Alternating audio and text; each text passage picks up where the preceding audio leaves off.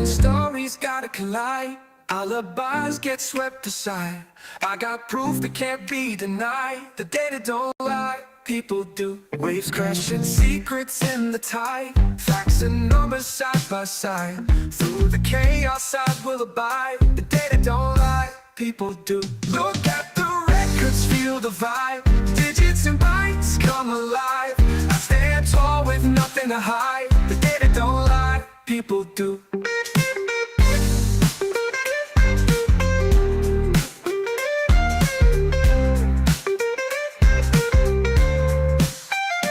Friends may twist and tongues may tie. Plausible tales shape the sky.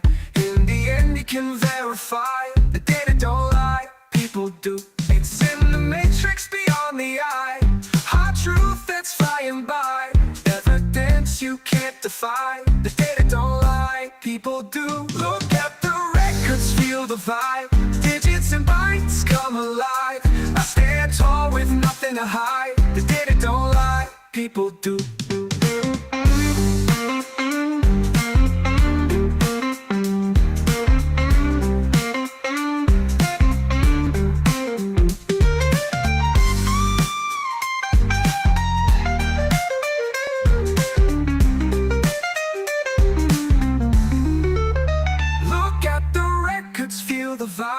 Digits and bytes come alive. I stand tall with nothing to hide. The data don't lie, people do.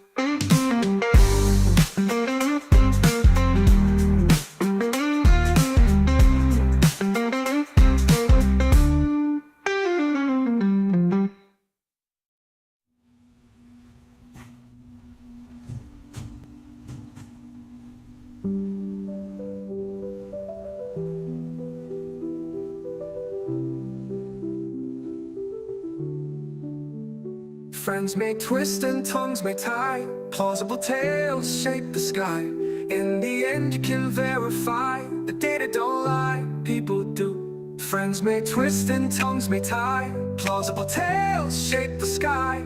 In the end you can verify. The data don't lie, people do.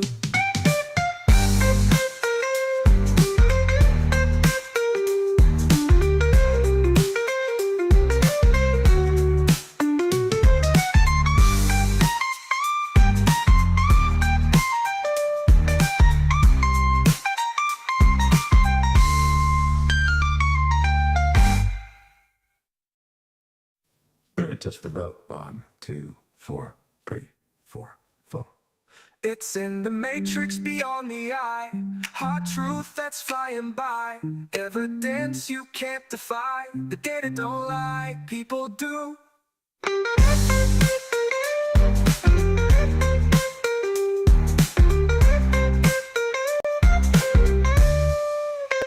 It's in the matrix beyond the eye. Hard truth that's flying by. Evidence you can't defy. The data don't lie, people do.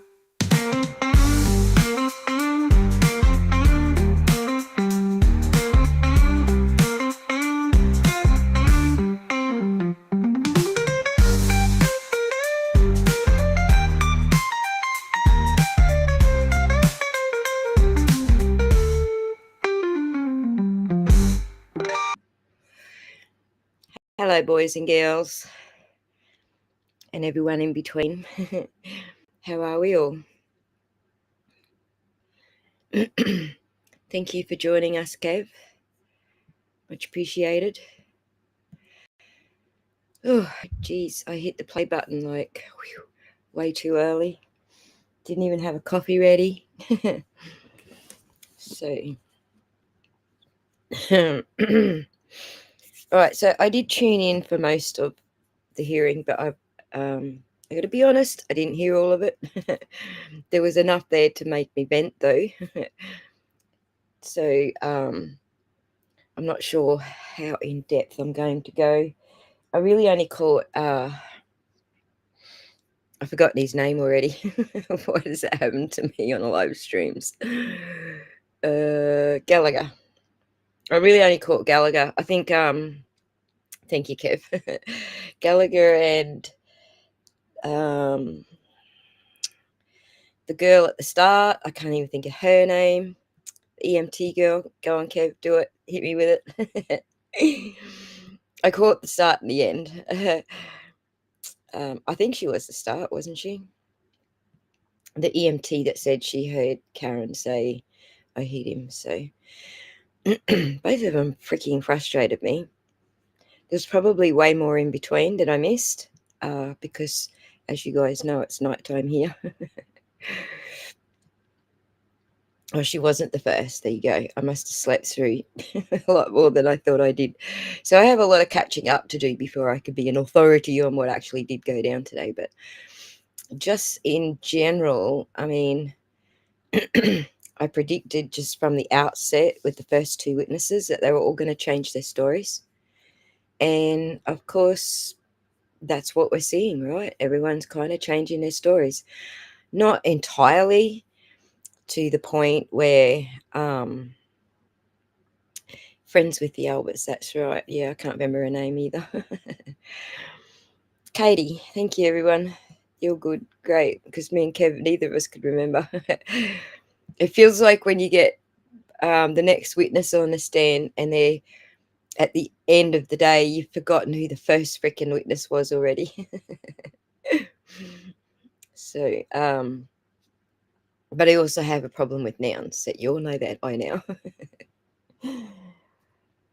But yeah, I did predict they were all going to change their stories, and they have to a certain degree.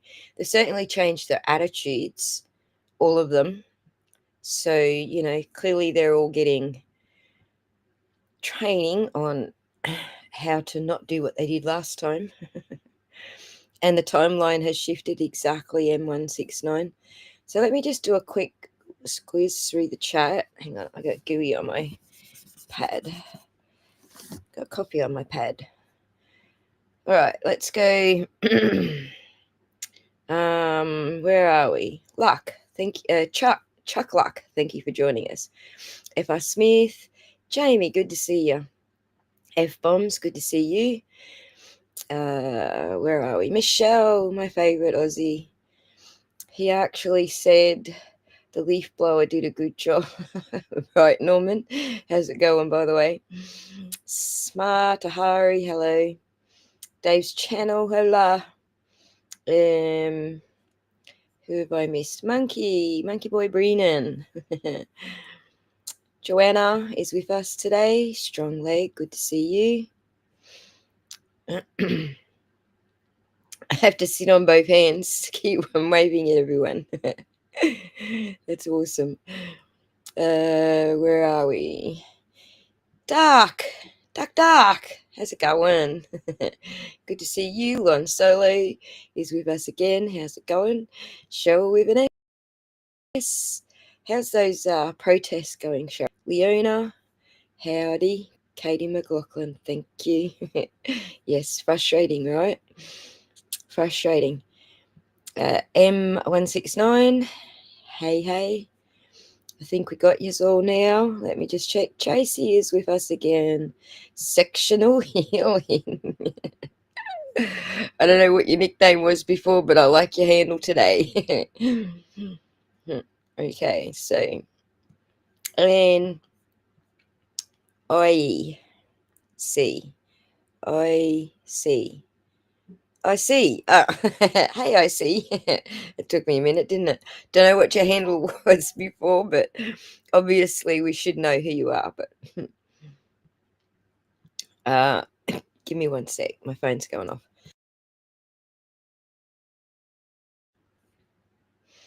Shut the hell up, phone. Not today. Okay. Technically perjury. Dr. Russell the Goat. Hey, friends. Good to see you. I know I should be recognizing who you are by your thumbnails, but we have so many of you, and I can't even remember who's on the freaking stand at any given time, let alone who all you guys are. But hello, thanks for joining us. So do we like our emoticons today? So blast me with some emoticons, chat. Or can you not see them? Did I screw something up? Let me have a look. Let me have a look. Oh, yes, we're good. We're good. Thanks, Kevy. Emoticons galore. So if you don't know how to work the emoticons, there's a little happy face underneath your chat bar. Or you can do, you can actually write the name of the emoticon with a colon on either side, and it works. So, it's getting a lot of attention. Well, the true crime world is international, so we're always keeping an eye on what trials are getting, big attention. That's something that we just all do, depending on our interest level in that trial. In that trial, I just read, I just read Jess's bot command and said trier. Oh my god, my brain's like mush today. So yes, good to see you all got the emoticons down pat. So before the turtle emote, that was Kevy's idea actually. Like, you have no idea how many times we tried to do that. Did we end up being happy with it, Kev, at the other end? Like, we had a lot of ideas that we fooled around with, and then he had to go to bed. So I continued fooling until I found something that worked. But uh, so since everyone's putting the turtle up, he's more than happy. Oh, nice. Since everyone's putting the turtle up, let's do that bit of news first. Let's go to that bit of news. Share this tab. Go over here. Make sure my messages are closed. All right, so we did get a decision, and it's the decision I thought we were going to get. When a judge says we'll take it on advisement and, they're expecting an immediate arrest, you can guarantee it's not going to be an immediate arrest. So essentially, Doolan says denied the words stated by the defendant, a journalist, on his YouTube live video of April 26 do not mandate revocation of his bail pursuant to whatever that is. GL, is it? GL. I don't feel like reading code today. The comments do not violate the court's order to have no contact, direct or indirect, with a witness, nor do they, without more, constitute a new criminal offence. Suck on that, Cosgrove, KP, and cranky freaking Turtle Boy exposed piece of shit person. I don't even know who it is, but whoever they are, they're a piece of shit. So, oh my God, Kirby, there's another one. We need a piece of shit. All right, guys, sub up, because the more subs I get, the more emoticons I can add. But we need a piece of shit. Oh, wait, we've got one that we can use in the meantime, haven't we? That's what I think of them. A steaming pile of dog doo-doo is what they all are. All right, the only emotion, hang on, let's catch some comments. The only emotion I really have relating to trial is I feel for Karen Reid, especially since I have an idea of what it's like to have LEOs and prosecutors bold-faced lie on you. Well, I'm sad you've had that experience, but I have too, so entirely concur with you. Thank you for becoming a member, Joanna. I'm glad you found the member button. Apparently, it's not easy to find on an iPhone, so well done. Judge Beverly Canoni is wildly protecting certain individuals testifying, and that's a problem with me, a big problem. It's a big problem for all of us, right? Let me let me just copy that for where are you? I want to just copy what you just said, because where are you, Dave? I can't copy it out of the other screen because it's annoying. But if I find you, Oh my God, where did you go?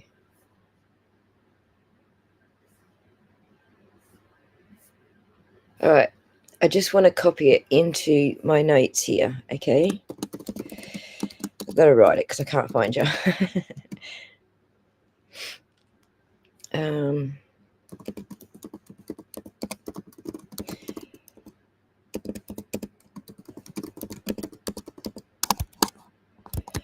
okay, got it. So 2359. Sorry, Kev, I don't know what 2359 is. You need to explain to me. He's sending me notes. Oh, Dave's comment. Oh, oh, I don't have the timestamps turned on. It's okay, but I've got it.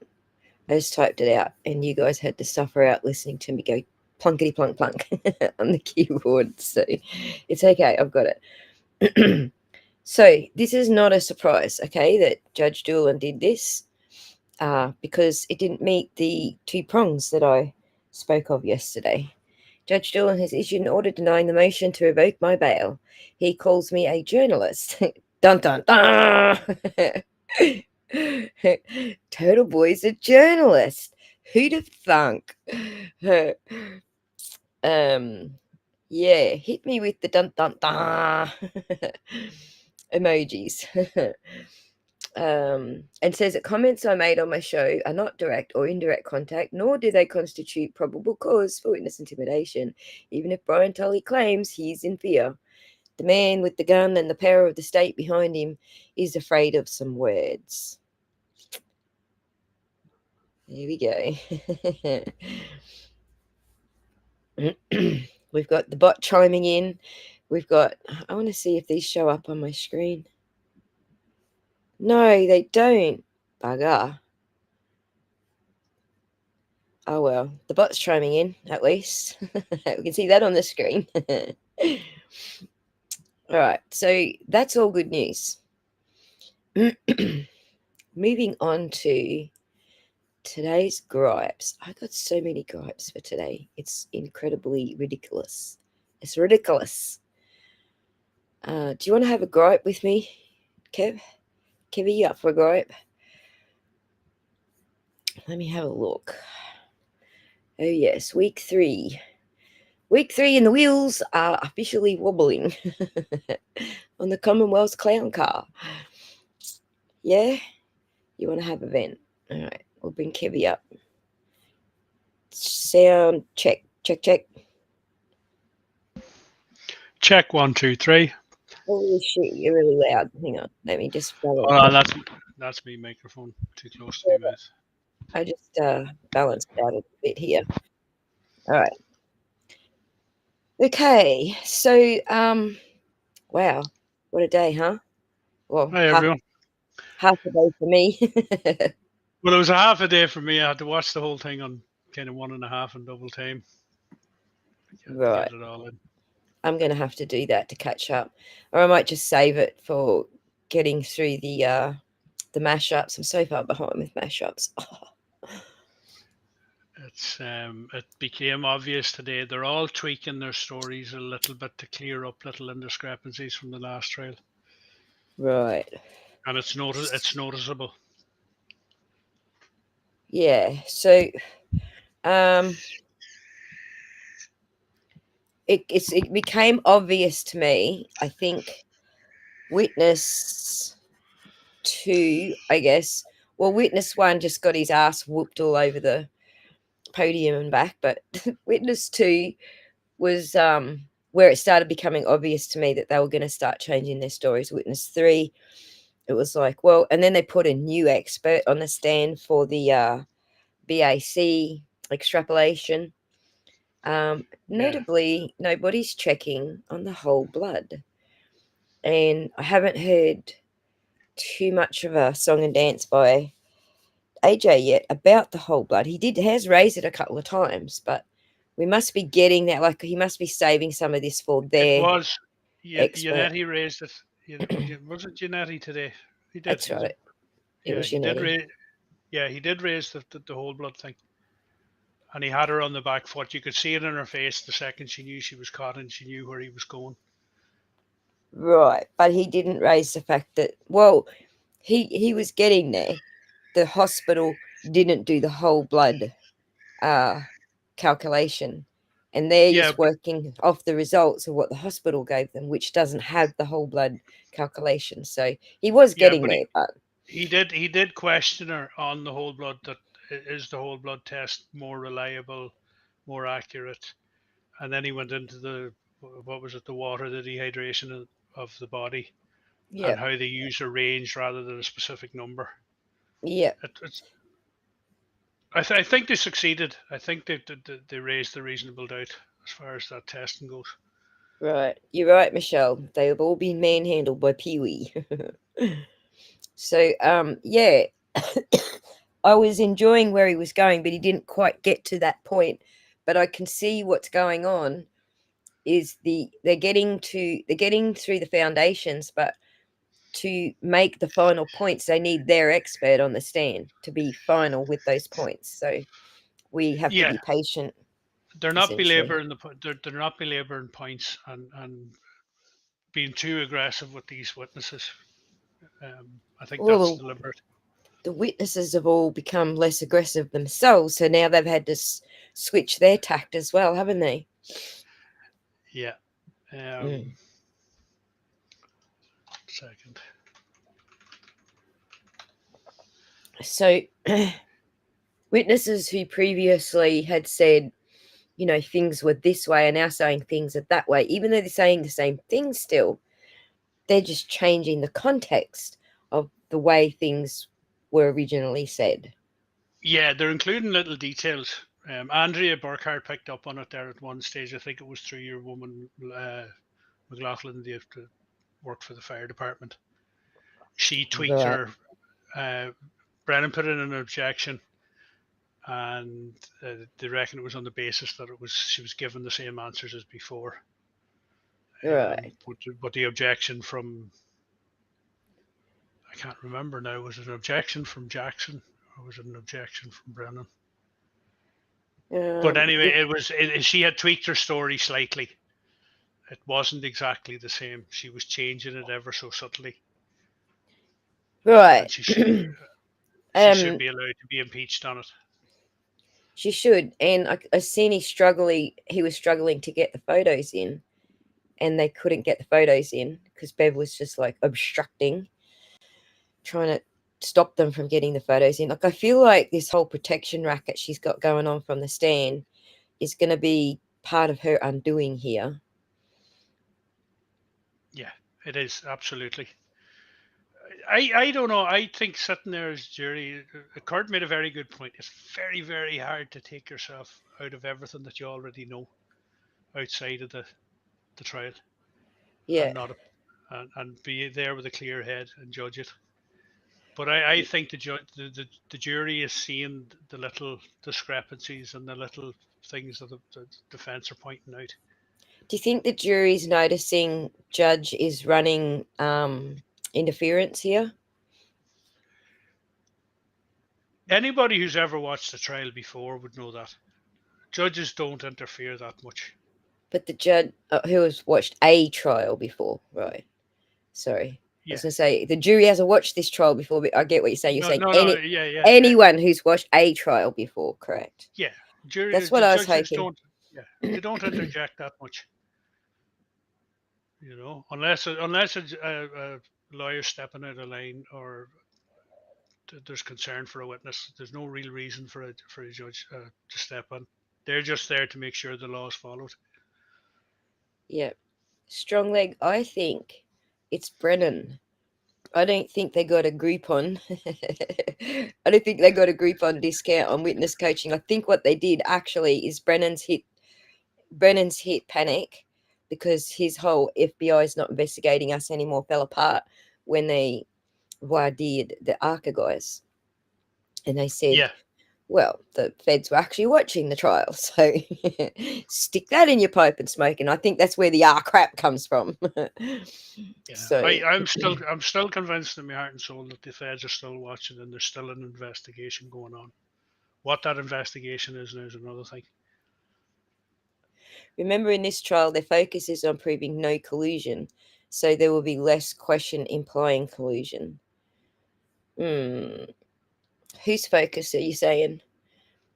I'm not sure which side you're talking about to make that more clear. So I The don't. prosecution. The, The prosecution are trying to prove no collusion. right, right. That makes more sense. Right. Bev was bebbing hard today. Indeed, she was. Yes, today is a vid event, a Veni vid event. Uh, Right. So I do follow what you're saying now, Bosniak. So let's move to what was I going to say about Judge Bev? Like so. I think it's going to be her undoing because like the impact on the jury is like it's babysitting the jurors, and I think they'll notice they're being babysat that way, or that the babysitting of the witness is being done for their benefit.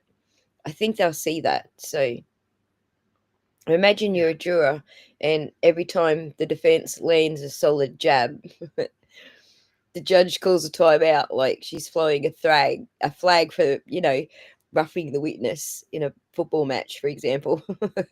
That's what they're yeah. It won't. seeing. Sometimes it won't happen straight away, but they'll twig it at some point. Especially the size. As soon as the defense starts their line of question, Bev starts her heavy breathing and sighing.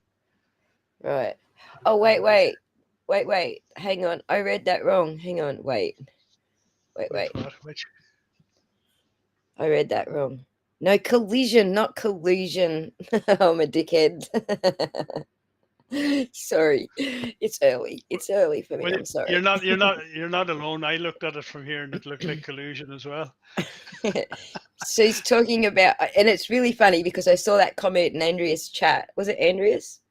I think it was Andrea's chat. No collusion, no collision. Was that Andrea's chat? I don't know. I didn't. I wasn't paying attention to the chat. Yeah, no collision. I got you now, Boss Young. I'm sorry. I did misread that. They're working on the reasonable doubt angle a little harder than they are on the third party culprit. I agree with you. And I think that was the change, the audience was asking for. Like, it's not just my audience, but, people watching on X and watching the streams on whatever channel. So I think that was a change most people were saying needed to happen. So, Well, gender, they're a lot more. They're a lot more subtle, and they are still hinting towards a third party thing. I But think they're still going to land it. I think they're still going to yeah, land it.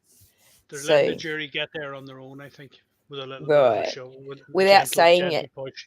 Yeah, outright. And I yeah, love that. Like, let them be the ones to use the word, conspiracy, not you. So, yeah. That's it. That's exactly it. Brina knows. Jen the Couch Fairy was a great handle. But Brina knows not only where the feds were watching the first trial, they were laughing at Trooper Pirouette, Trooper Dunning Kruger, and the theory of the accident. Indeed. When collusion collides with the truth. Right. If John didn't get hit, you must have quit.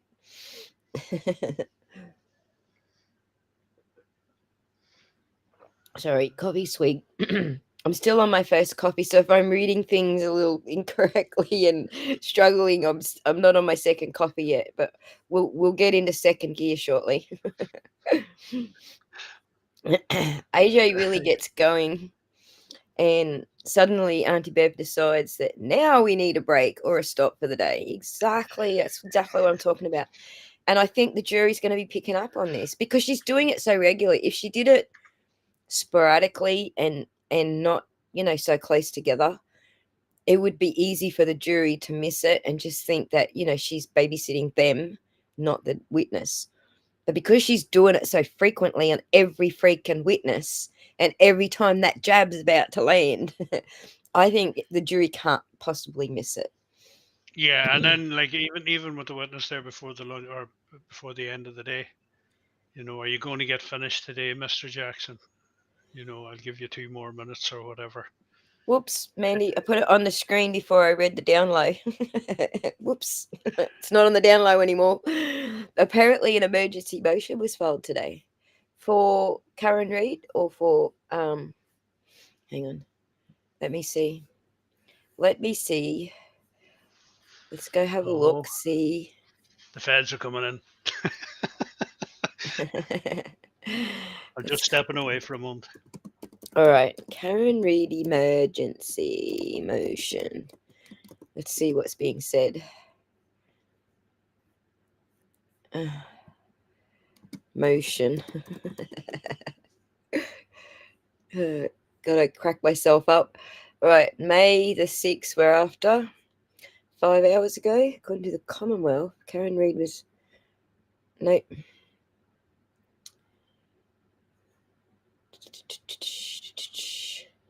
No, give me some hints where to find it, Mandy. I'll check Olivia's X account there.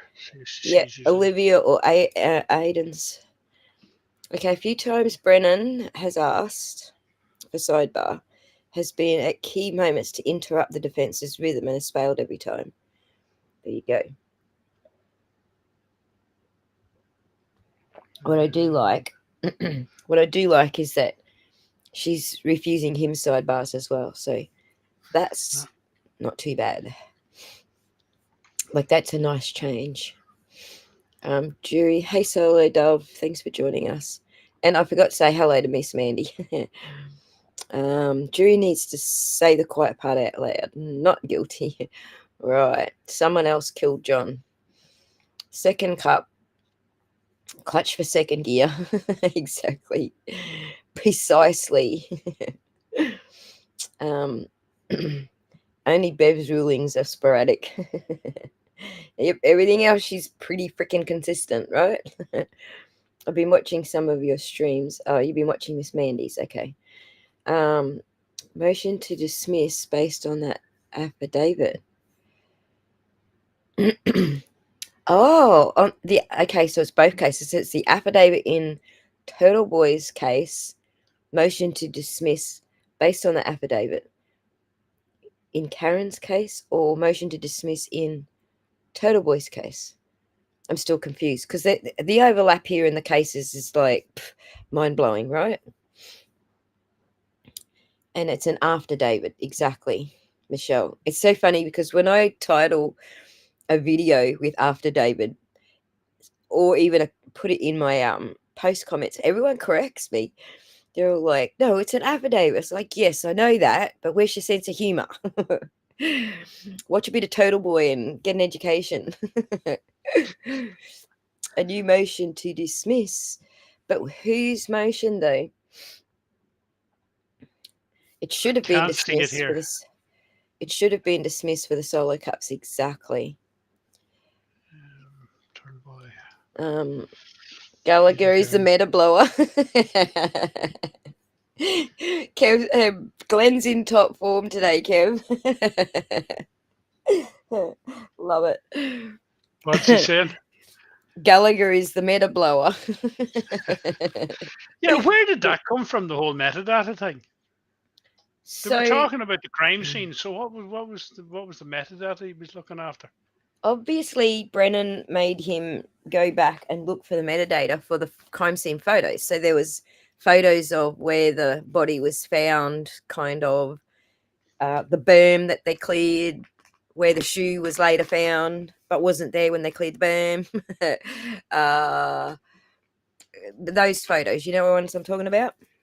Yeah. So those had no metadata because in the last trial they said, well, there is no metadata because we destroyed the phone or lost the phone's. The phone's no longer in. I can't even remember what the excuse was, but the phone wasn't around anymore. Someone else is going to fill me in what the story was with the phone again. I forget. Right, I can't find this. It's not on Aidan Carney, and it's not on the usual feeds that would have it that I can see. Right, so it's on the down low, like Mandy said. There you go. We will keep our eyes out on that. So I think she's referring to Aiden's motion to dismiss. M169 says, I think the jury will be able to read between the lines of the federal investigation. If they don't, I'm just going to personally fly to Massachusetts and slap them all myself. I mean, it's pretty obvious by this stage, isn't it? Yeah, it is. Like they did drive home in the case the other day, Bradel did, about the lack of discovery or the prosecution not meeting their obligations based on Yeah. the affidavit. Yes, exactly. So motion to dismiss would be the next step, you would think. Right.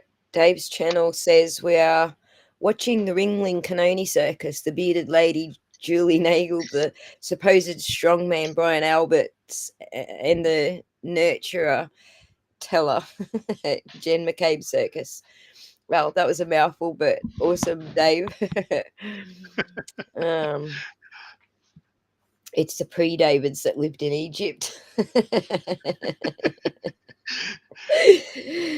The after, actually, I've always been saying denial is a river in Egypt, and so that kind of fits with what Glenn Lake's saying there. The pre-Davids were also do in you see? Egypt. Do you see Michelle's comment there? Burn, baby, burn.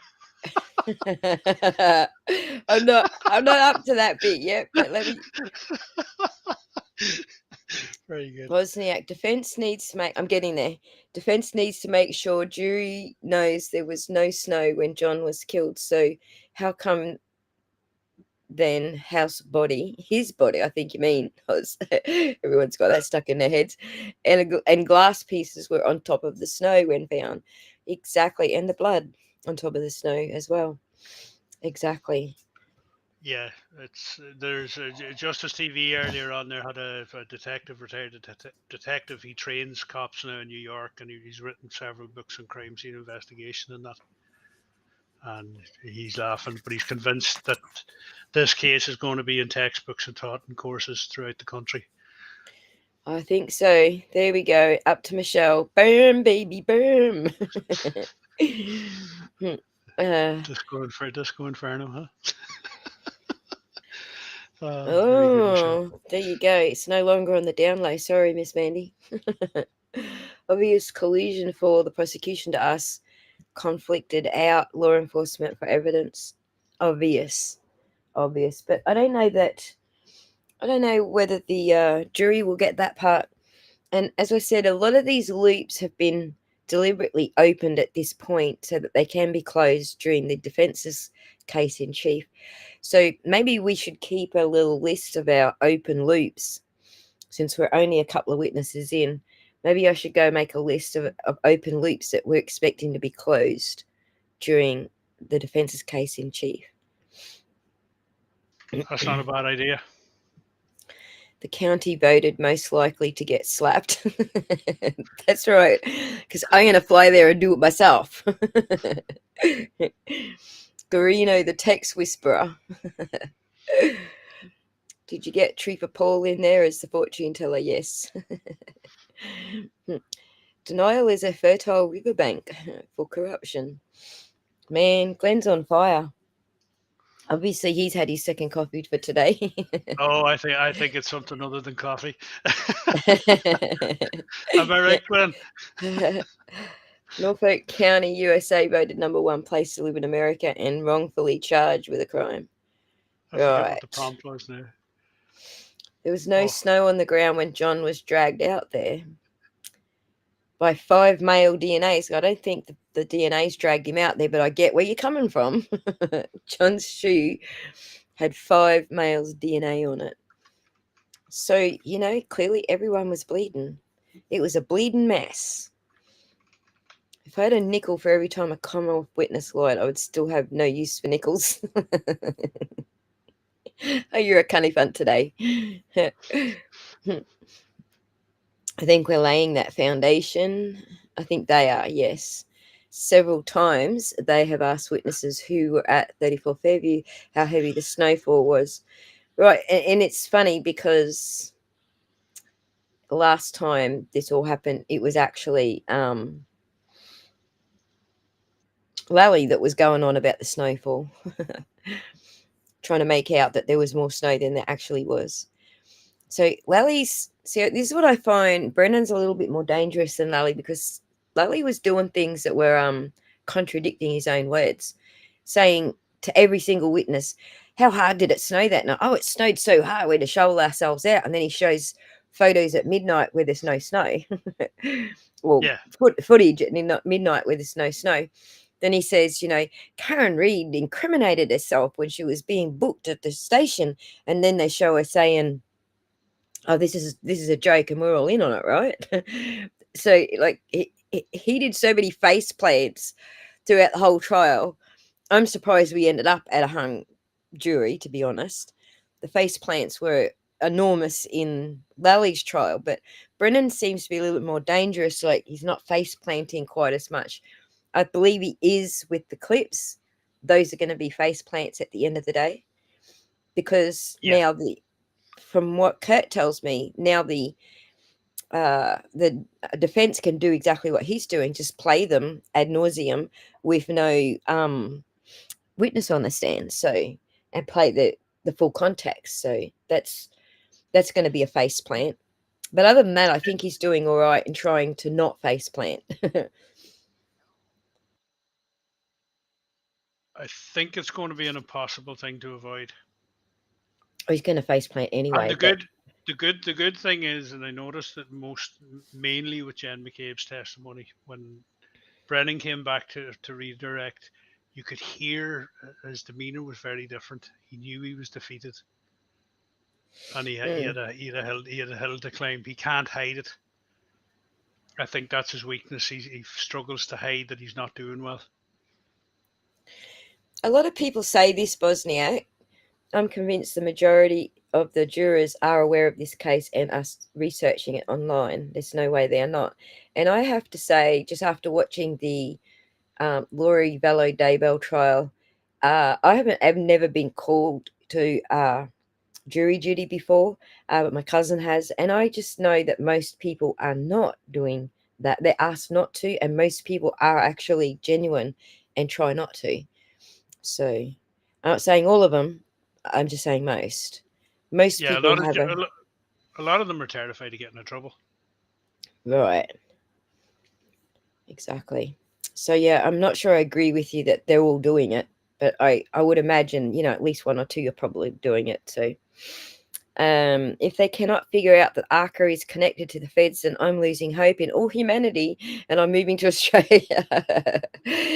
Don't move to Australia, because we're a Commonwealth. It's no better here. Like, trust me. You're not escaping anything by going to another Commonwealth. Trust me. And it's ridiculously expensive. So I'm going to put a banner on the screen, just for the heck of it, because I've never done it before and I just want to see how it works. Banner. Where's the banner? Design. Captions. Ticker. Here we go. Let's do this ticker. There we go. Save. Just working out how to do things, guys. So, and show. There we go. We got a ticker now. All right. Oops. Let's bring the chat back. A ticker? Yeah, see down the bottom of the screen? Tickety tick tick. Oh, the ticker tape. Jeez, we're getting very technically advanced here. We're learning heaps of shit as we go, guys. So yesterday was a hot, like, after we finished, and I accidentally didn't end the stream because an extra pop-up came up, and I clicked something else and the pop-up went behind the window. So I didn't get that extra, okay, we're done, end the stream. We were still live. But after we did that little BB, we spent the next, what was it, 6 hours or something, I think. It was 8:30 here when I finished anyway. You still kept going after that. Right, it was 4 or 5 hours extra for you, while we were So it was, working out what emoticons we wanted, and then I knocked them out. Once we got our heads around what we wanted, I think I knocked him out inside of like probably 2 or 3 hours. So, but anyway, so yeah, we're learning heaps of stuff at the back end here. Kevy learned about vector graphics and how it creates U-Butte icons. Well, I So heard the term what is it? Vector graphics. vector graphics, yeah. I won't say I It's learned. I won't say I learned anything about them. but you did. You learned they look better than Well, just yeah, okay. I learned that much. right. So all right. So let's go on with the audience venting. Not that Glenn Lake's doing much venting here. He's just keeping everyone happy. Work, Bud Light, and Patriots take a lot of citizen bandwidth in mass. It's kind of like that here, actually. So it's work, forex, Lager, and football. I live in Chicago. Very similar weather. I can promise you that there was nothing extraordinary about that blizzard. Isn't that what Andrea calls a snow snob? For the people there, and they would never remember it if it had not happened. So there you go. More venting. God, I'm so far behind. Here's a fun fact: the skull fracture JOK has was a basilia. I can't even remember how to say that. Skull fracture, and if he fell back or was pushed on a flat surface like frozen ground, his occipital lobe would fracture. Yeah, but the problem is he's got temporal either side of his head fractures and eye socket fractures, which doesn't happen from falling backwards and banging your head. But I get where you're coming from. It should have been different. Highland Boy says, I'd say come to Scotland. Unfortunately, we're stuck with England. It's bad everywhere, right? But and they're all originally were all Commonwealth nations, right? They were all invaded by the English. So Yeah, well, I have to be careful. I was born in England. 100% Irish, but I was born in England. right. Right. ARCA being hired by the DOJ is a matter of fact. It happened. Appealable act if not allowed again. It's been allowed. She's actually ruled on that. She's allowing the ARCA guys, and she didn't put any limitations on them. So so that's that part of the rage. The vent is over. It's done. She's allowing them. We all knew she was going to. Well, I did anyway. There was a lot of people who had doubts, but I certainly didn't. That's just another day in the life for us during the winter time, and it does not stop us from doing what we need to do, which I find hilarious. That one guy was acting like, yeah, exactly. Yeah, it used to be in Ireland that even if the weather forecaster mentioned it was going to snow, the country would stop. You know, you look at countries like Sweden and Norway and Finland who live in 6 months of snow, and everything just ticks along nicely. Yeah. You've been on a jury. I hadn't seen any reports of the crime, not a murder, but I did try to pay attention to the local news. I looked it up after we were done. Right. See, I think most people take their jury duty serious and try not to, screw the court over. So,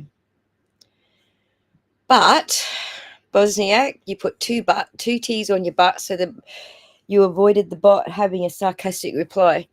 But when you're a juror, I wouldn't be able to resist the urge to look it up. Right. I'm not saying that they're all going to not be able to resist the urge, but I think most of them can. I know I would be able to. So Yeah, same. I would be able to too. all right. Thanks, Mandy. I'll have a look in a little bit. We specifically have Kev on the screen here, so I don't have to take my attention away from the screen here. So, rehome German Shepherd owned by a cop gone. Yeah, can't look past that either. Right, so Dave's listing out all the things that he can't look past. So, no frozen ground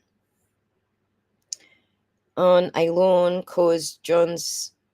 I can't say that word. Say that word for me, Kev. Bacilla skull Basilar. fracture. basilar skull fracture. Well, I'm assuming that means at the base, is it? I think it does, yes, but it's not at the base, it's at the back, so it must mean at the back. Yeah. So toss that part of the official story into the trash where it belongs. Agreed. Independent research is prohibited, just like in real life. True, Glenn. True. I have Okay. an interesting personal story about an injury I came across that's almost identical to that. Right. Back when So I worked the doors in Dublin. oh, I can't even say this word. Jesus, I need 2 more coffees. You guys are doing too many big words for me. Stop it. The occipital lobe. Sorry, I should have said keep reading because I was having a coffee. Keep Oh, reading. okay. The occipital lobe is the round part of the skull in the back, about the base of the skull. Mm. Right, I'm just feeling my head. I can feel exactly what you're talking about. So it's not quite the base of the skull, but it's that lump just before the base. I get what you're saying. All right, so I think I'm caught up now. Oh no, I'm not. Shit, you guys are going too fast today. I wanted to be fair in the case, and I was. It was a case of teens robbing a pizza delivery guy. They picked a house they knew no one was home. Oh my gosh, that's terrible. That's awful. But that actually happened to my landlord, and he wasn't even being robbed for a pizza or money. He just, some dude followed him home and pulled up in the driveway behind me and rushed out to the shed before he even got out of his car and beat the living crap out of him. So, and then went to jail. So, um, where are we? All right. This is the only time I've secretly been hoping that the jury is doing their own research, but I digress. Secretly hoping that, and I'm secretly hoping they're not, because that could actually cause a mistrial. I want this to be over for Karen after this trial. I want them to come to a clean, not guilty, not guilty, not guilty. That's what I want. And then everything's clean, it's done. She's free. Now the feds can move in and do their freaking whatever investigation and finish the job.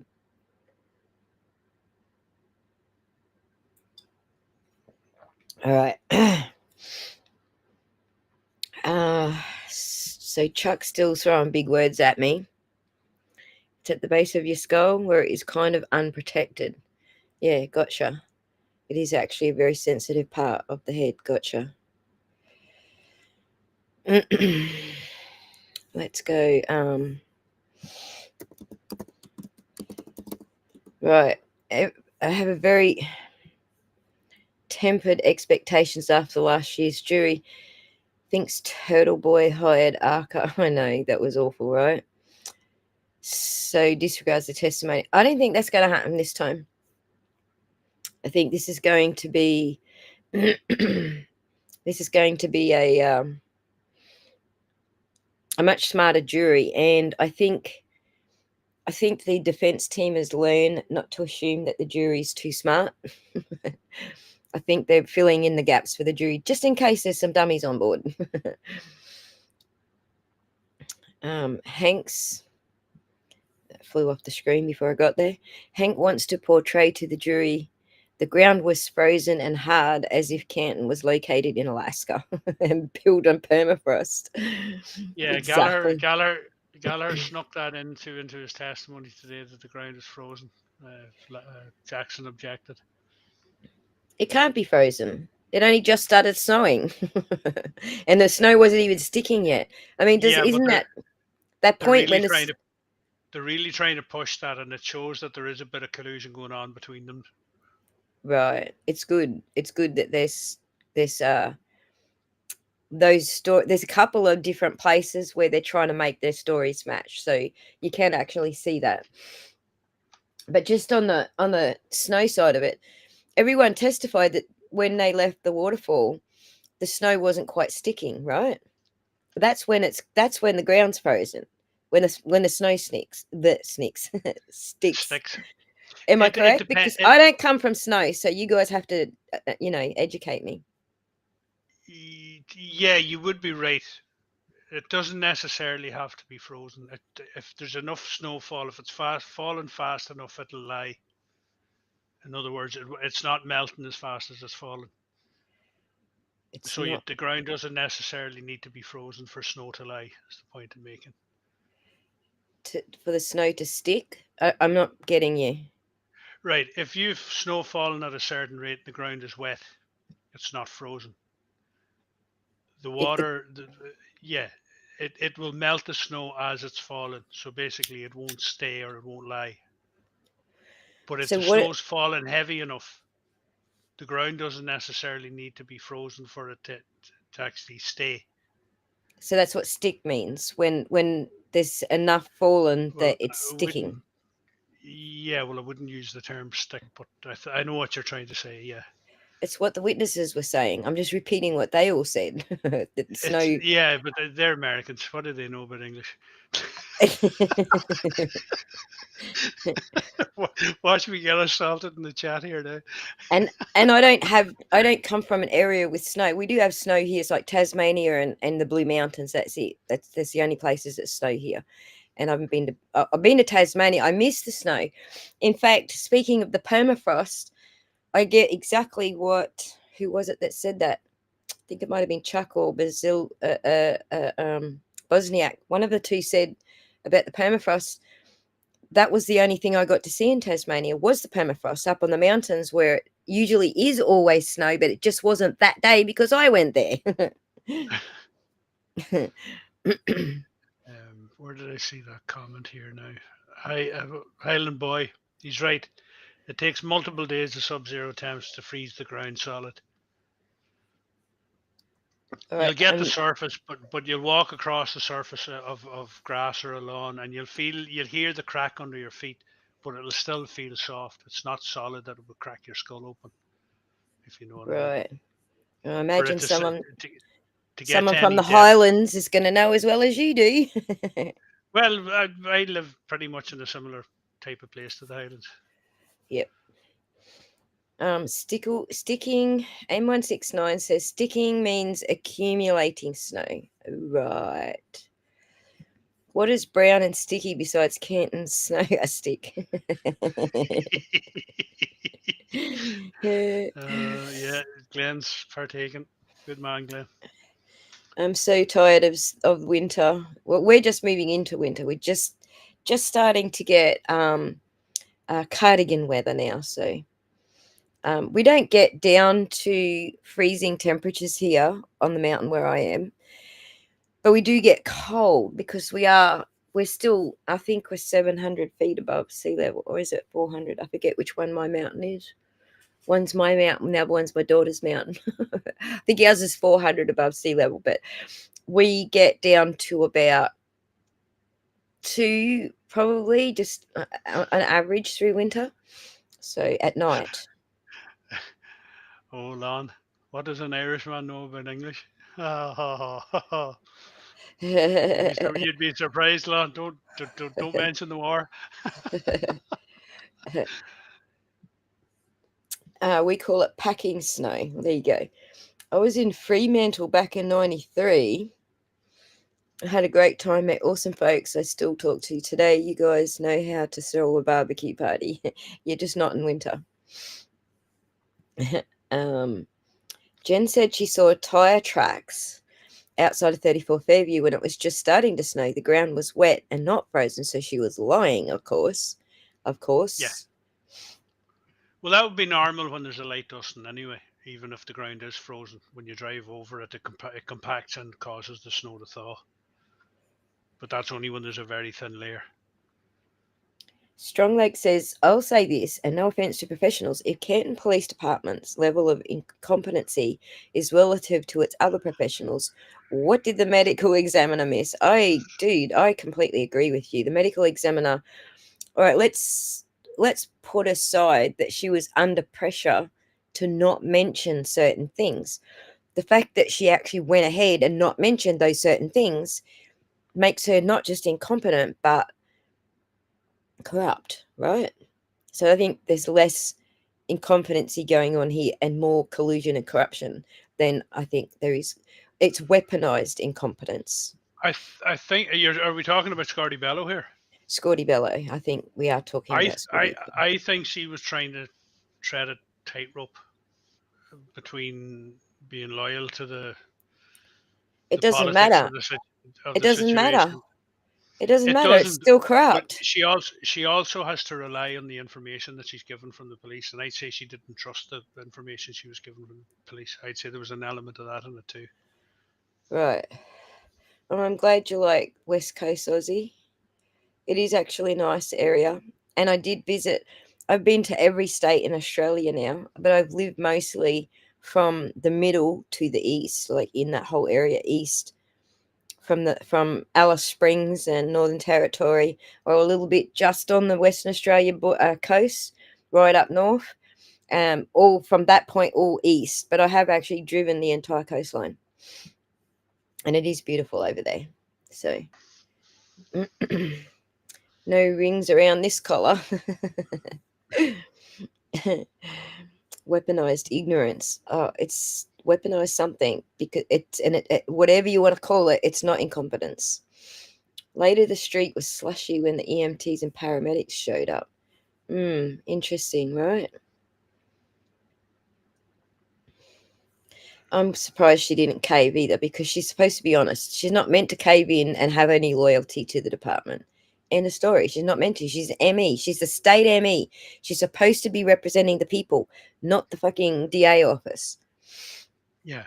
Well, to be fair, when the EMTs and the cops turned up in the morning, I think the street had been ploughed twice, and I think those ploughs, when they go by, also salt the road. So that could Right, have caught. So that could explain the slush on the road. right. I don't know how they do it because some places send out a separate vehicle to salt the road. Some places have the newer plows that carry the salt, right? I think the Americans. Somebody explained it to me in chat before, because here in Ireland they do it before the snow. So we Yeah, get a forecast of snow. They go out and salt hours, maybe even the first. day before, and they salt all the roads. We don't. It never gets bad enough for ploughing here. The trucks do have the ploughs on them, but I've never seen trucks out ploughing. I think we had a bad fall here about 4 or 5 years ago. Bad winter. Yes, Highlander, I do too, to a point. But the fact that she still can't tell you that he had fractures to the temples and the eye sockets, and she's still selling some stupid story that he got hit in the back of the head that caused his eye sockets to explode. To me, I give her credit for not for sticking to the undetermined, but I don't give her credit for lying on the stand. So it still comes down to lying on the stand, right? Yeah, I saw a piece there from Aidan Carney last week, where he was opining what the new medical expert for the defence is going to say. Oh, he did I, that aloud, did he? I've been trying to keep that quiet. oh, he did it aloud. He did it in a post. Um, I think it Right, was on day one or day two of the trial. It was in one of his posts what the new right, ME was going to say. right. Oh, he was going to say that he said that the new ME is going to say that John did not die of hypothermia. That's right. There's a couple of things that the new Emmy's going to have to say, and just let me opine on it. I'm not speaking from any rumors or anything, but I think from my examination of the photographs of the 6 photographs that we originally got, which we're not allowed to show on YouTube or else it freaking demonetizes you. But you know the 6 photographs showing the swollen eyes, the arm, the bruising on the hand, and so on. In I the haven't seen them. background, in the background of the arm, you can see a part of his back, and also in the background of showing, I think it might be the boxer's fracture on his hand. You can see some part of his back, sort of in the background. You can see his back. He's laying on his back. When you can actually see the lividity, some signs of lividity in those photographs. So what that means is that he was absolutely on his back. They didn't flip him over. He was absolutely on his back. He died on his back. The blood has settled to the back of his body. And when Karen pulled that bit of glass out of his nose, his heart wasn't pumping to push that blood out of his nose. His head was swollen and under pressure because of that injury to the back of his head. and the brain swelling, or the blood building up inside of his skull, basically. That's what forced that blood out of his nose. But what I think Right. the defense's ME is going to have to say is how that lividity proves his body was moved, because there's some there's some evidence in just those little bits that I can see in those photos. They've obviously got access to a lot more of the photographs than we do, but in just what I can see, you can see like there's marks on his ribs. I can see marks. I think it might be the hand picture. Let me just I can't pull it up on the screen or we're going to get into trouble, but let me just pull it up so I can say which photograph it is that I'm talking about. It's got a number on it, so O'Keefe. Let me have a look here. Could you post a link to that on X or something where I could go and have a look at it? Because I've never seen those photos. I don't think we're allowed to, actually. I think these have been sealed. I'll send it to you, but I'll give you. Hang on, let me send it to you in. Well, you can send it to me in Discord, but just for others that may want to look at it. Right, others can't look at it because I think it's been put under seal. So let me just send it in Discord for you. But I'll try and I'm just going to try and copy it and cut it down to the actual picture that I'm talking about. But I'll just send you the full set so you can see what I'm talking about. Let's do that. So you've got the full set. And then I'll create a copy and cut it down to one that YouTube's not going to crack up at me about. Probably that one there's the most obvious. It shows his back. With it, the marks that I'm actually talking about is in that one there. Let's crop that down. I think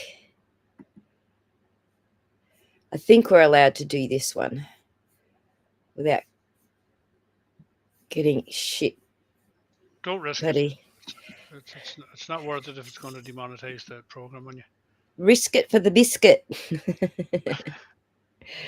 That is actually someone's horse, just so you guys know. Racehorse. This one we should be right with. Should be good with this one.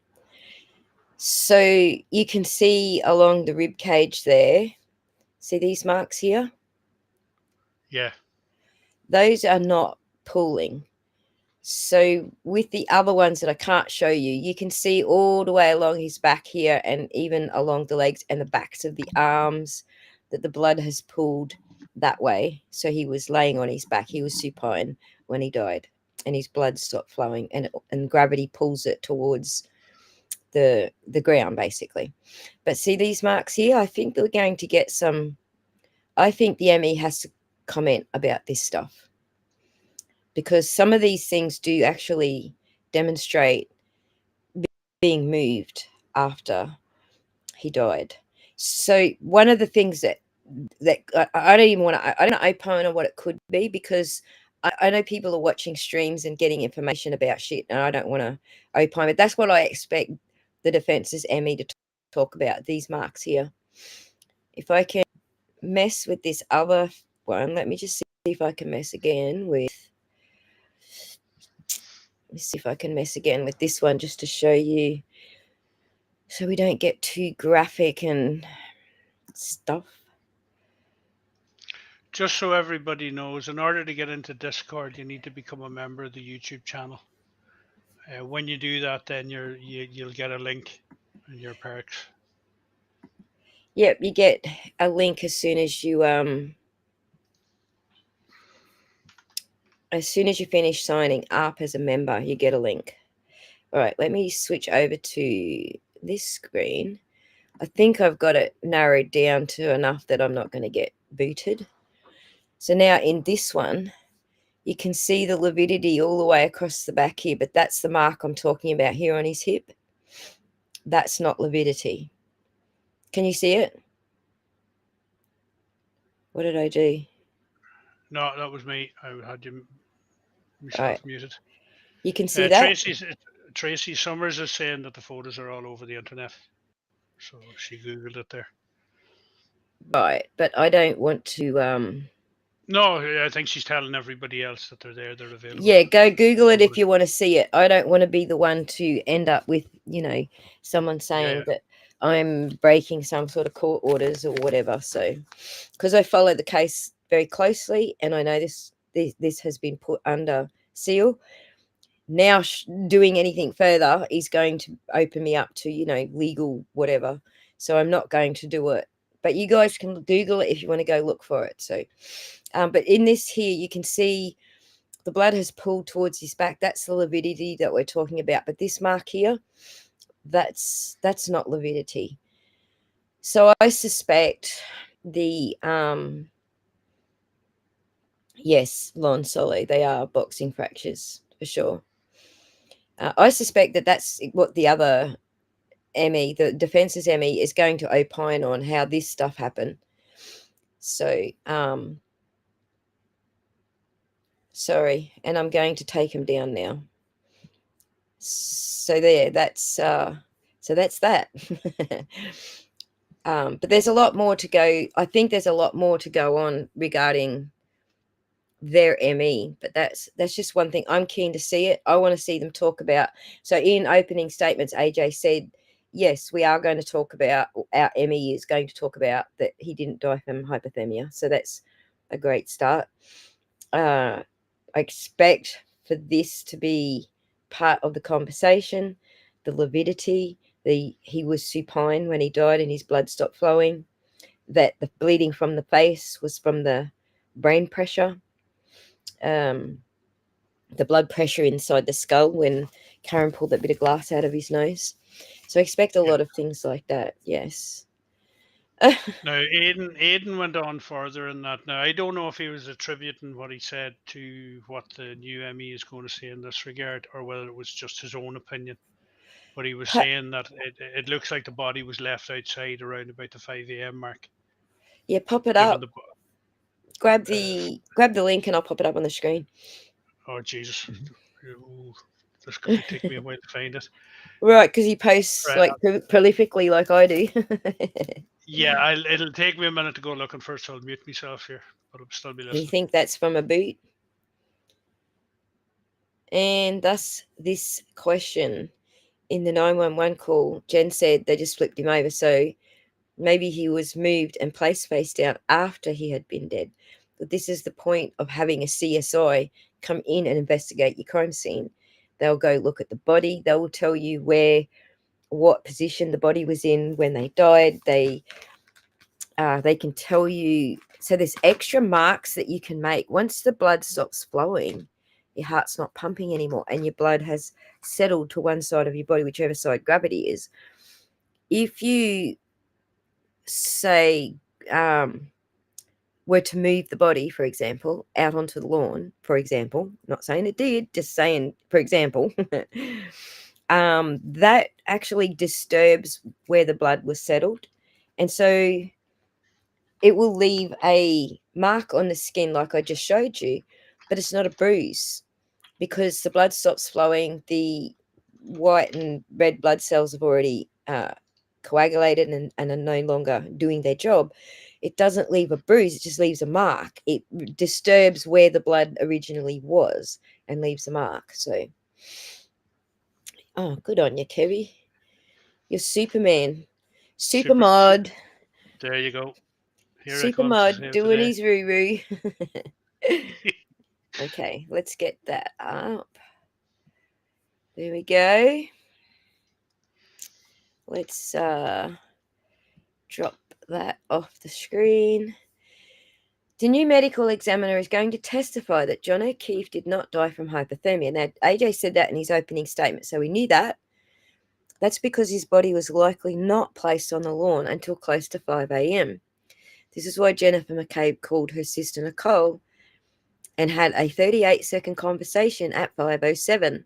Remarkably, the defense missed this bombshell in the first trial. Perhaps didn't know it in the first trial. I don't know. Did they not have the notes, Polali? Oh my god. Did they not have the whatever? Because prosecution was hiding the ball on them. Wouldn't there be footprint and drag marks, indentations in the snow if they waited that long to bring him out? Not if they covered them again. Or if they did, I forget who it was now, but someone had a theory that they pulled the forward edge up to the garage, dragged him out through the garage because there's a breezeway with the door to the garage that's not visible to the road. They've dragged him into the garage, put him into the forward edge, driven the forward edge out to that spot, and then put his body there. So there would be no footsteps on the lawn. There would only be where Karen and Kerry and Jen all ran up to his body. That would have immediately cancelled out any other footprints that were already there, right? Yeah. How long was it from the body was discovered? He was discovered at what? 5 what? 6 a.m. Like So he was 6 o discovered at. So if they put him 6:02 out or at something. 5, there is a possibility the footsteps would have been covered by the snow, depending on how heavy it was falling. Looking at the snow at 6 o'clock, it's quite possible that any tracks out of the house would have been covered. Well, if they did it at 5, then no, there wasn't enough snow between 5 and 6. The major snowfall for that day happened after 9. I think it was 8 or 9, according to And all of the weather stations that record. So there's several stations around Canton, one in Canton and several around Canton. The major snowfall happened after 9 that morning. that's the major snowfall, but there was still looking at the Right, uh, 1 inch probably fell. When you look at the snowfall stats, at least 1 inch fell between 5 and 6. right. Yeah, that wouldn't be enough. It might be, but it depends. It depends on how deep it was underfoot when they were stepping on it. So, like, if there was only a half an inch of snow on the ground when they were bringing them out, an inch of Yes, snowfall after that would have filled in those tracks. right. If you get me.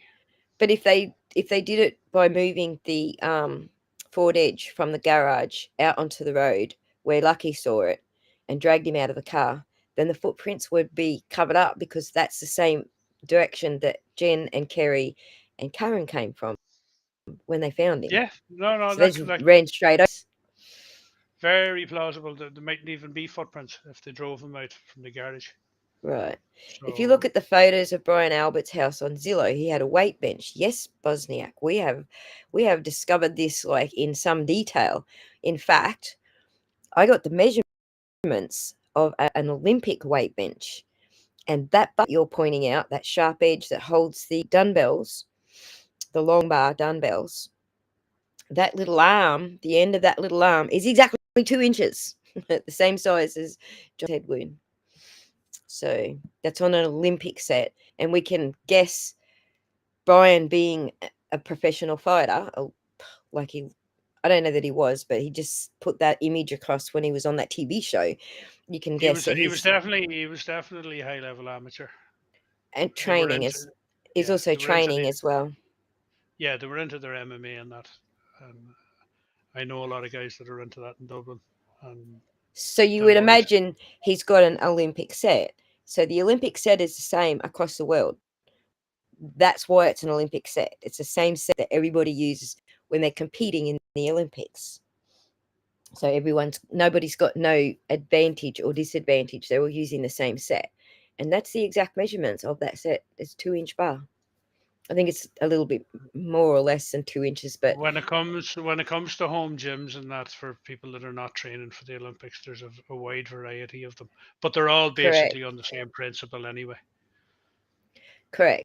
Well, the set that I measured, the set that I got the measurements from was an Olympic set. So, and just looking at the photographs, so I ended up, because I don't know much about boxing, I don't use these sets, I have no freaking idea. I got two sets. I got a photograph from the basement, that set, and an Olympic set, and I put it into AI and got AI to do the tell me if these two sets are the same thing, and it come back with yes, everything measures the same.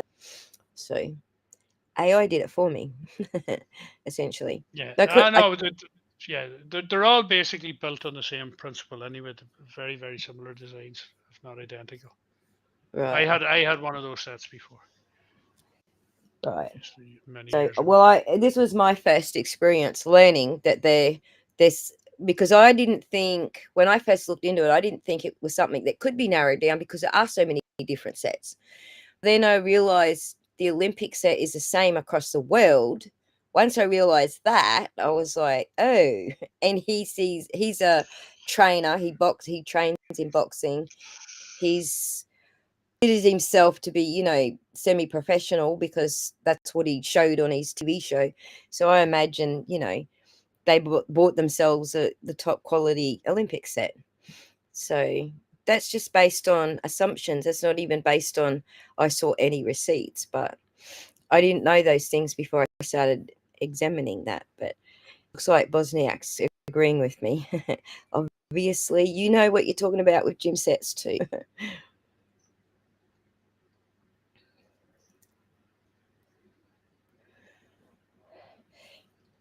Chuck, that might cause the fracture, but what about the scrape? What about the linear cut and the scrape towards the top of his head?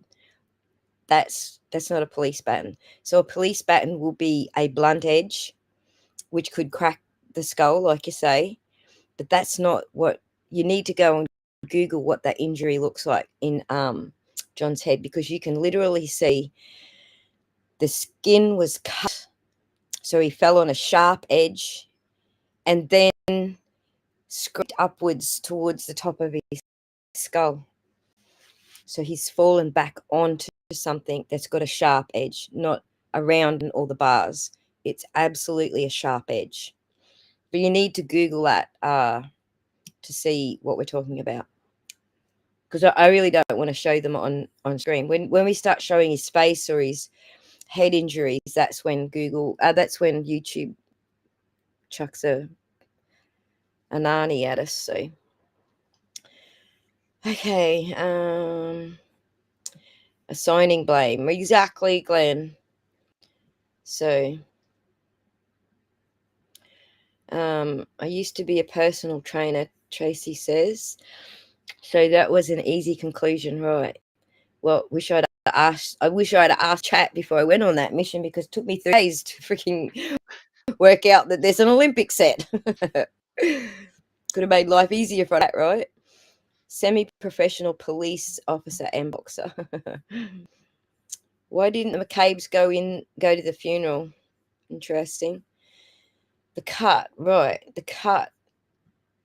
Well, a baton can tear the skin, correct, but you need to see the photos, okay? It's not from a baton. It's absolutely from a sharp edge, like the end of the arms that hold the dumbbells. That holds that is that is that Yeah, what they're called?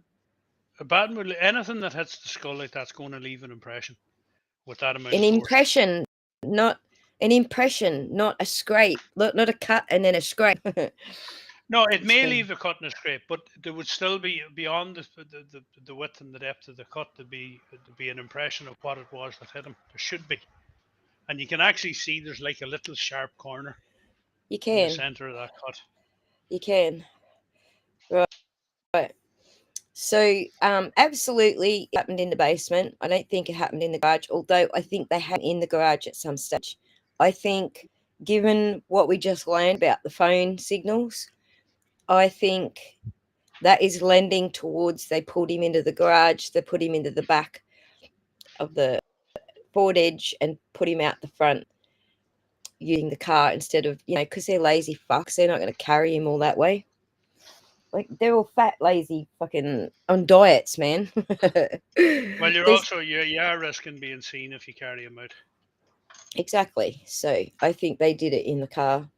So they probably pulled the car into the garage and dropped the door, and then drove him out there, put the garage between the assistant chief's house so that his camera couldn't see what was going on. So, Yeah, there's a all few right. possibilities of what could go on. You could Bosniak, hypothesize. enough with the all caps, dude. It right triggers me. It feels like you're yelling at me. Enough with the all caps. But I will read your comment because I'm not trying to be mean to you. I'm just saying please don't all caps me because that's yelling on the internet. The reason they didn't go to the funeral, especially Brian Albert, is because they probably had injuries. They wanted nobody to see. Bam. Right on, buddy. Right on.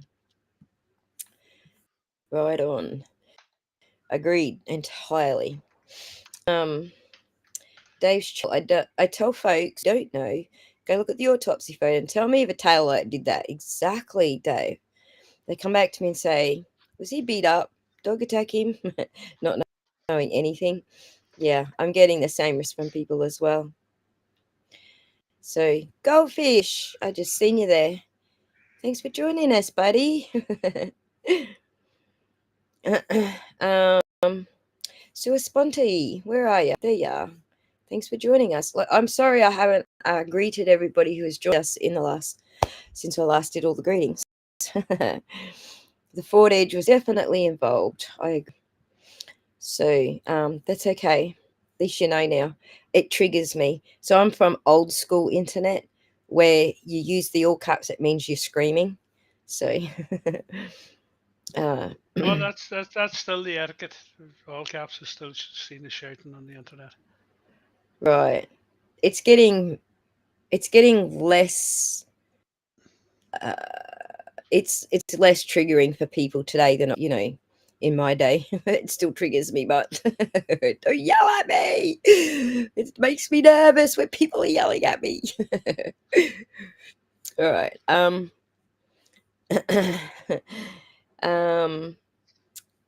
Goldfish is saying good morning to you.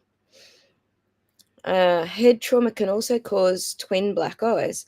True, when it's at the back of the raccoon eyes can happen when your brain is swelling. True, but his right eye has a cut, and his eye sockets are smashed. His eye sockets are fractured. Temple on either side fractured, and his eye sockets are fractured.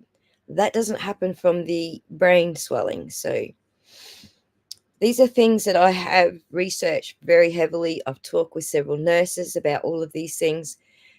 I also, tune into like Nurse Kim and channels like that just to hear what they're saying about it because I'm not a medical expert. But also, I did a great big exercise with the AI, looking at each of those 6 photos in depth and getting the AI to point out to go through, scan through the photos left and right, and then tell me what it sees. And then I went and researched what it says it sees. And I got it to give me, web links to describe the things that it's telling me that it sees. And so, yeah, I did a lot of research on these. They're not autopsy photos, but I think they're just hospital photos, post-mortem hospital photos. But Joey, oh my God, we haven't seen you for ages, buddy. Good to see Joey you. Kane, how are you? Legend. Thanks for thanks for popping in. Yeah, so I have done a lot of research on this and talked to a lot of medical professionals about it and got a lot of feedback from medical professionals. So I think we're actually all on the same page and we can make an educated guess now as to what the ME is going to testify, the defense's ME. So that's going to be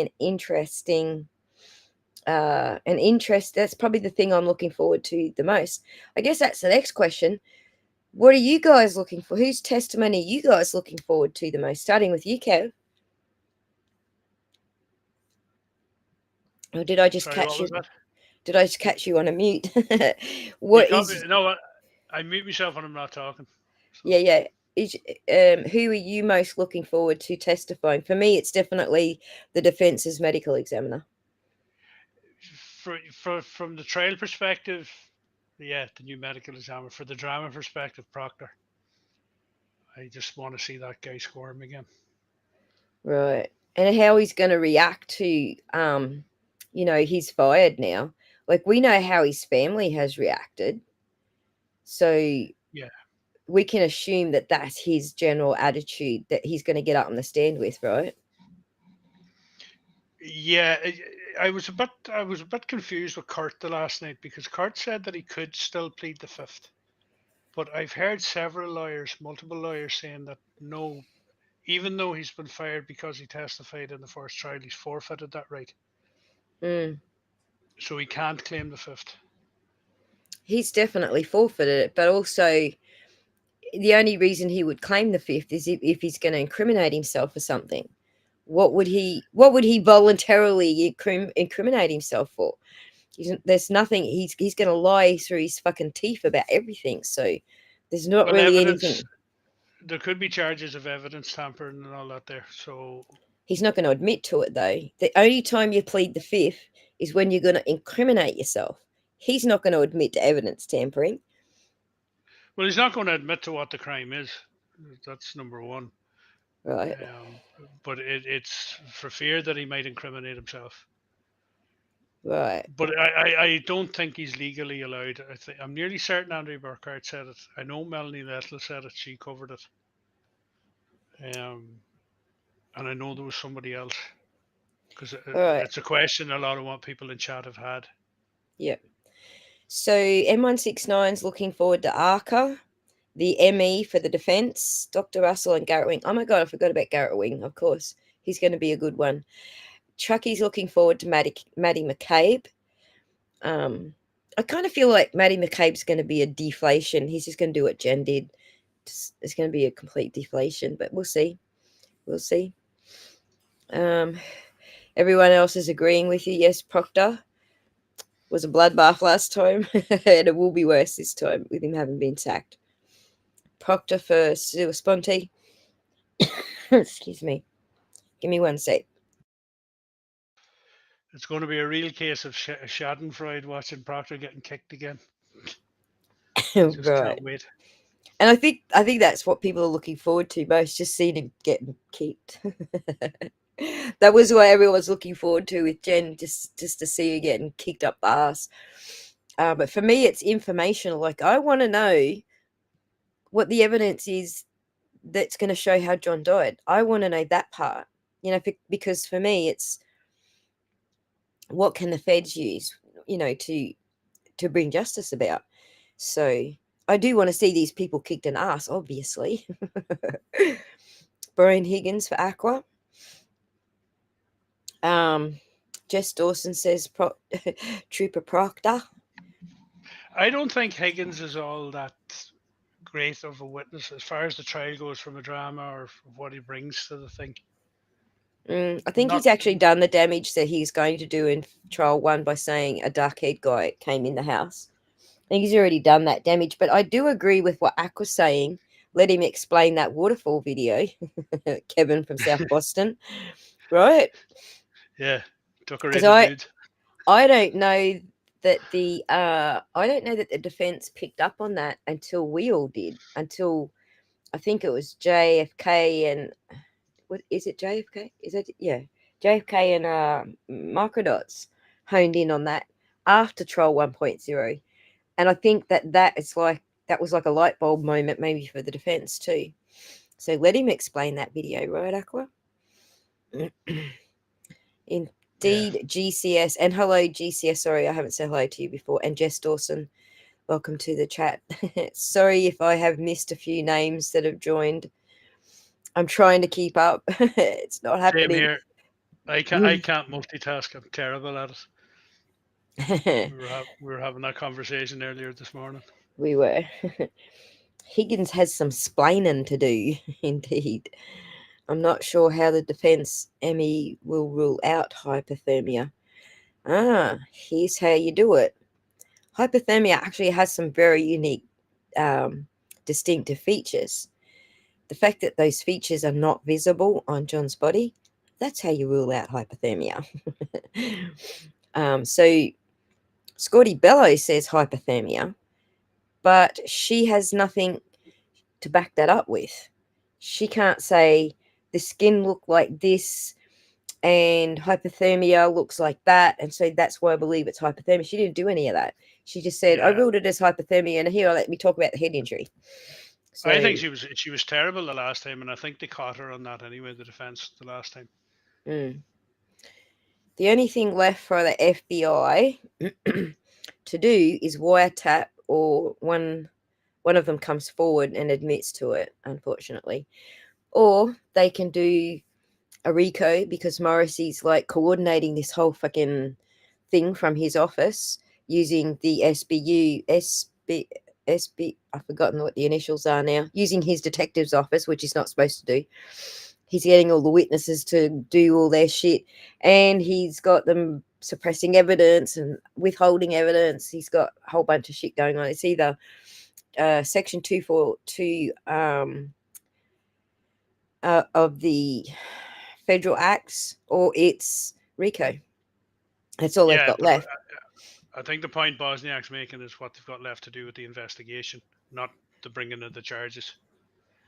If you know what I mean. Um, if they're, I think he's still talking about the same thing, but this is what they've got left. They can wiretap, but outside of destroying all of the evidence that could prove and bring charges, they've got these other two options as well, which is what I think they're actually doing right now. They're just biding their time because they can't interfere, as Kurt says, in a state prosecution. If John was attacked in the house, I'm convinced now that Colin Albert was the main culprit, with the way the prosecution is basically hiding him this time round. Yeah, but that's still very circumstantial. But I get where you're coming from because of the marks on his knuckles, the knuckle dragger, dragging his knuckles on the ice. I I'm inclined to lean towards what you're saying, Highland Boy. What about you, Kevy?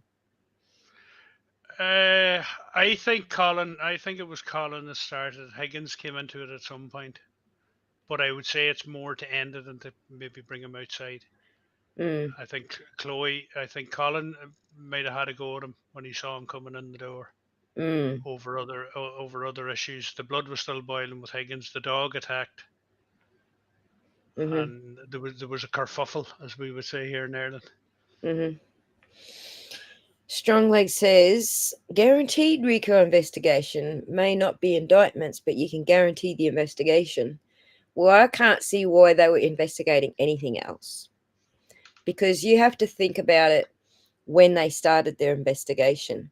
If this was simply Section 242, right, deprivation of constitutional rights under colour of law, they started this investigation long before that shit was even discovered, that they were depriving Karen Reid of her rights. They started that investigation before that.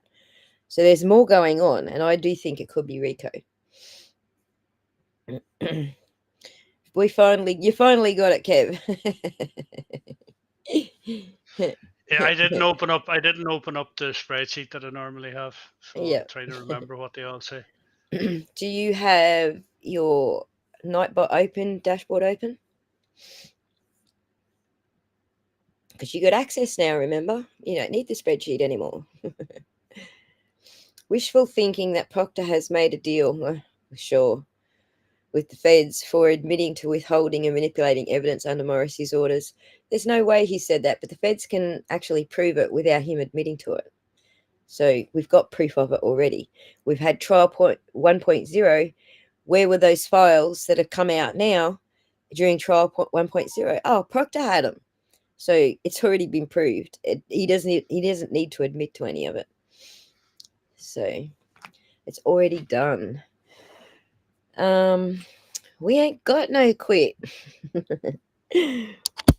Indeed, Nightbot. All right, so are we all vented out today? Is there anything else we want to vent about? If they want to show the jury, if they wanted to show the jury Colin's temperament, they just need to question his manhood on the stand. Yeah, I kind of I feel think like there's a good point there. I don't recall was going to work for him if you'd done that. So, sorry, Kev. I was going to say, I don't know if Lon is a he or a she, but great point. But I don't think Bev would allow it. Yeah, You'd need to be very tactful in how you did it to get away she'd with sh- it. she'd shut him down for Yeah, sure. yeah, yeah, yeah, yeah. I agree with you, Chuck. But maybe not now. I think he's grown into his skin a bit more now. He's had 3 years. Back then, I think he would have been the first because he's only 17, I think, back then, wasn't he? He was still in high school anyway, wasn't he? Or had he just finished? Well, he said he'd just finished high school, but it turns out he was actually just finishing first year of college. So going Yeah, and by, somebody said earlier that they're trying to hide him this time around. They tried their damnedest to hide him last time around. yeah, It was just I- Brennan was successful in getting Bev to go along with it this time. right. I see Colin as being phony tough, and Uncle Brian being the real tough one in that family. BA is a violent psychopath and not a small man. Agreed. And totally agreed. Joey, how about the making Paulie Walnuts having to change his seat? How about that? About freaking time, It's, right? yeah, it's brilliant. He's sitting on the naughty step every day. It's great. We're loving it. We're loving it. All right, let's go. Let's go play some bot games, shall we? Do you want to do the driving today, or you just want to grab the I'll do this. names and the winners? I haven't got an iPod open. I'll go and search for the handles for you if you need them, Radio, and you run the game for tonight. radio. Paul making a move to the back row was long overdue. Indeed, it was. My last vent, Highland boy. Katie McLaughlin is a smarmy biatch. I agree with you. Smarmy indeed. Real indeed. Real tough guys don't just do things. They don't make threatening videos while drunk. Right. They just do it. Do it. Give us a do it in the chat, everybody. Do it. You can either tell the bot to do it, or you can use the new emoticon. Navin, phone's my musical chairs over there. John's phone proves there wasn't enough time for him to go in the house, get beat up, and back on the lawn. The Lexus infotainment data would do Karen Reed in. Oh, we have a troll today. Guess what? John's phone proves that he could have been at the house, in and around the house, for at least 2 minutes, according to Whiffin's own freaking data. But if you've got blinkers on, I can see why you think that. So, and there's no Lexus infotainment data. In case you didn't know, there's only megabits on those chips, not megabytes. So I think you're wishing there. It's basic maths, mate. All right. Where are we? Let's get this game up on the screen now and bore the crap out of the trolls. Where's my freaking share screen button? Come on. Here we go. Game time, boys and girls. So for those who are new in the chat, including the troll, let's go with how to play the game. So there's 3 games: active chatters, keyword, and random number. Everyone likes random number, so we'll probably play that one the most. Winners get to be entered into here to the chatbot as a regular user of the chatbot. You get your own command with a exclamation mark, and you get your own response to that command from the bot. Now I'm going to give you an example because this kind of loses people how we do this, but let's do AJ do it. So if you want the bot to do, this is the command, you type exclamation mark AJ, and the bot will give you the response, do it. All right, so that's what you're winning: your own command and your own response in the bot. So let's go do the game. Winners get to be part of the bot fun. All All right. Yay. Yay. We got do it in the bot and we got do it in the emoticons. We got everywhere. 2 grown boys and a grandfather. I have a man crush on Kevin's accent. Go, Kevin. All right. Are you there, Kevin? Oh, you I'm are. here. I just had myself muted there. I was laughing my ass off. I make it full screen and move us off the screen so that everyone else can see what's on the screen. Let's do that and see what happens. Wait, we're on the screen just at the bottom corner. That should not interfere with what we can see with the game. All right, we're going to play random number first because everyone likes that game. And then we'll come back to random number again afterwards. So in random number, I'm going to turn off mods because you guys all get free access to the bot anyway. In random number, we choose a number between 1 and what number, Kevy? You get to choose again. I will make it tighter to get 50. Make it 50 today. You got to guess the number that the boss bot has in mind, and it tells us who's too high and too low, so we know, the range is in between. But there is a little bit of a delay, so that might not be very helpful, but we try. Okay, 5, 4, 3, 2, 1. Type a number. Bosniaks 14, too low. Jess 49, close. Joey too low. Highland Boy too low. That number person, Tracy wins. Tracy wins on, I don't know what she wins on. Tracy 47. wins on 47. Thank you. I think Tracy's already in there for something else. She sure is. Let me just double check. Well done, Tracy.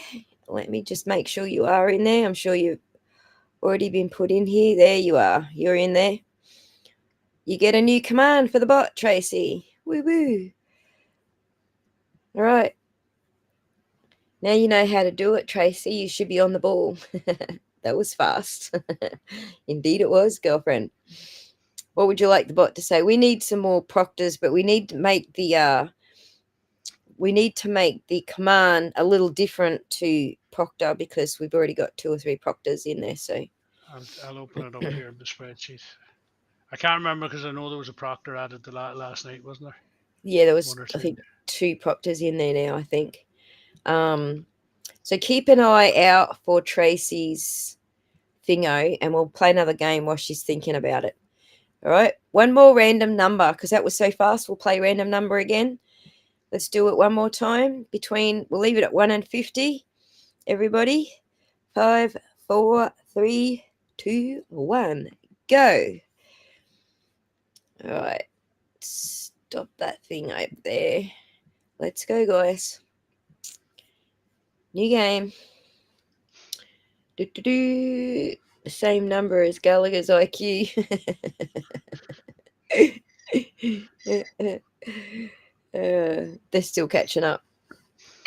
Let's go, guys. Okay, too low, too low, too low. You're all too low. Everyone's too low so far.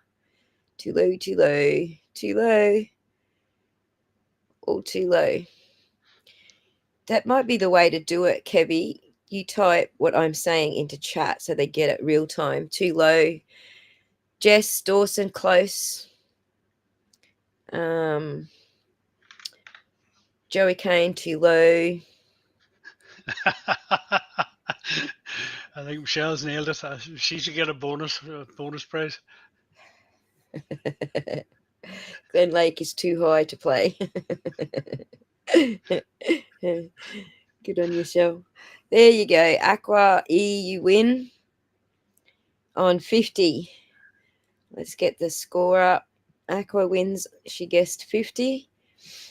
Let's go. Have we got Aqua in there yet? I don't think. No, I don't think so. Okay, go follow that, and I'll just check. We are. Nope, we don't have you in here, Aqua.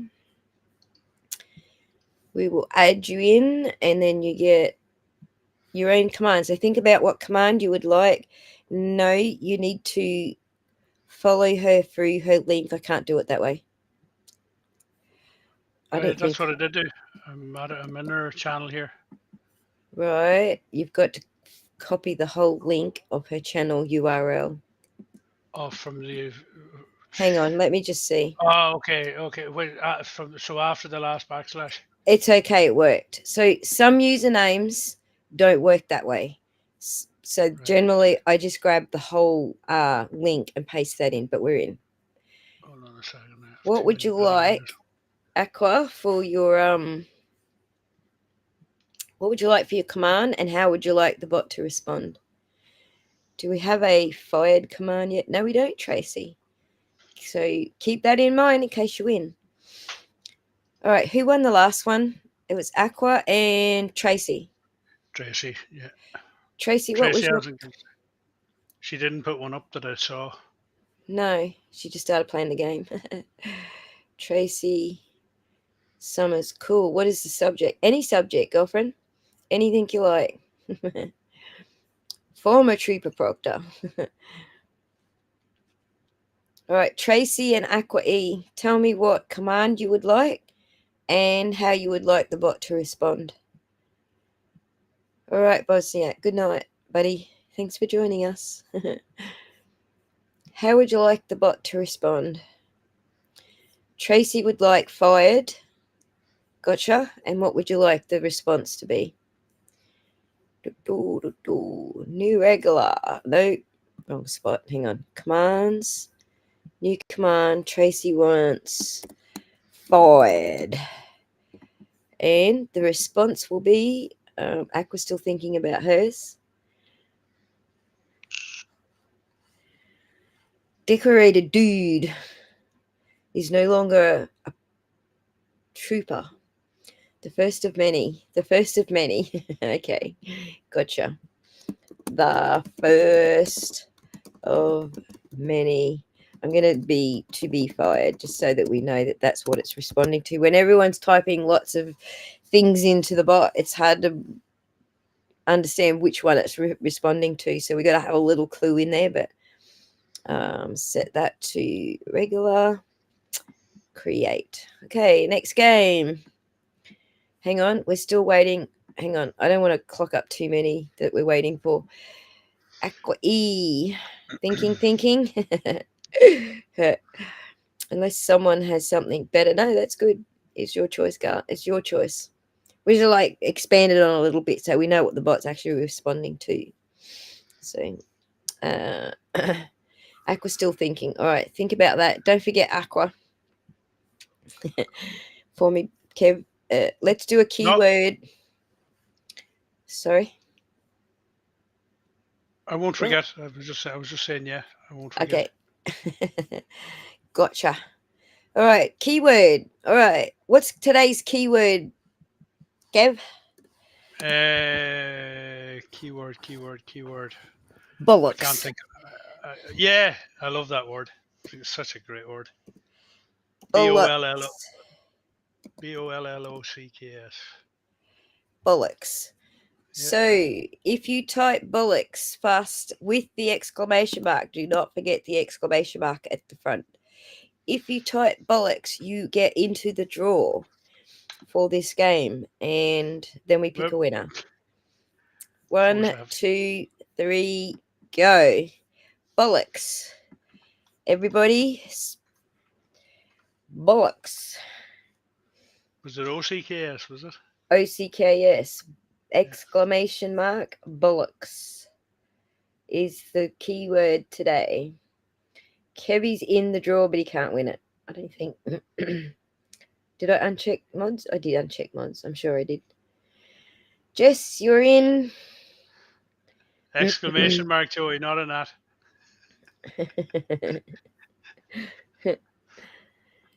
Exclamation mark, Joey.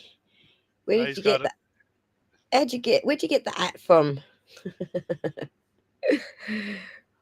Bollocks with an exclamation mark in front. Michelle. Bullshit. Chucky Luck's in. Joey Kane's in. Chat's having fun with this one. Grandy bollocks. Tracy Summers is in. Cajones Right. grande. Cajones grande. It's bollocks, guys, not axe. It's bollocks. Trust me, I'm not Oh. an Irishman.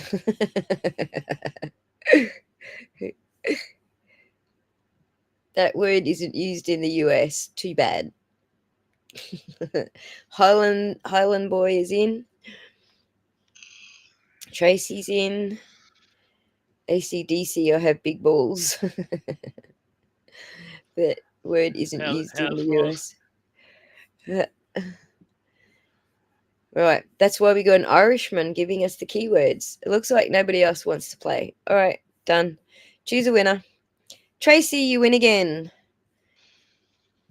There you go. Tracy's already burned a brain trying to think of the last command. Now she's got to burn a brain on a new command. We have port dials, I think. So we have that one already, Aqua. Oh, so did I miss something Aqua said? She put up the prompt butt dials. No, we don't have butt dials. We do. We have We have reference butt. to. We have butt, but not butt dials. Hang on, let's go have a look. Tracy, you get another go. Let's have a look at butt. Nope, we just got butt. Did you just butt dial me? So you can have butt dial. What would you like butt dial to be? Butt dial. Butt dial. And let's think of something witty for the bot to say about a butt dial. No, you can have it. You can have it. It just can't reply the same thing. Or it could reply the same thing. Why not? 2 keywords for the same response. That'll work. I use it. I try to pepper my language with Irish idioms because I like them. I use vowel shifts all the time. Nice.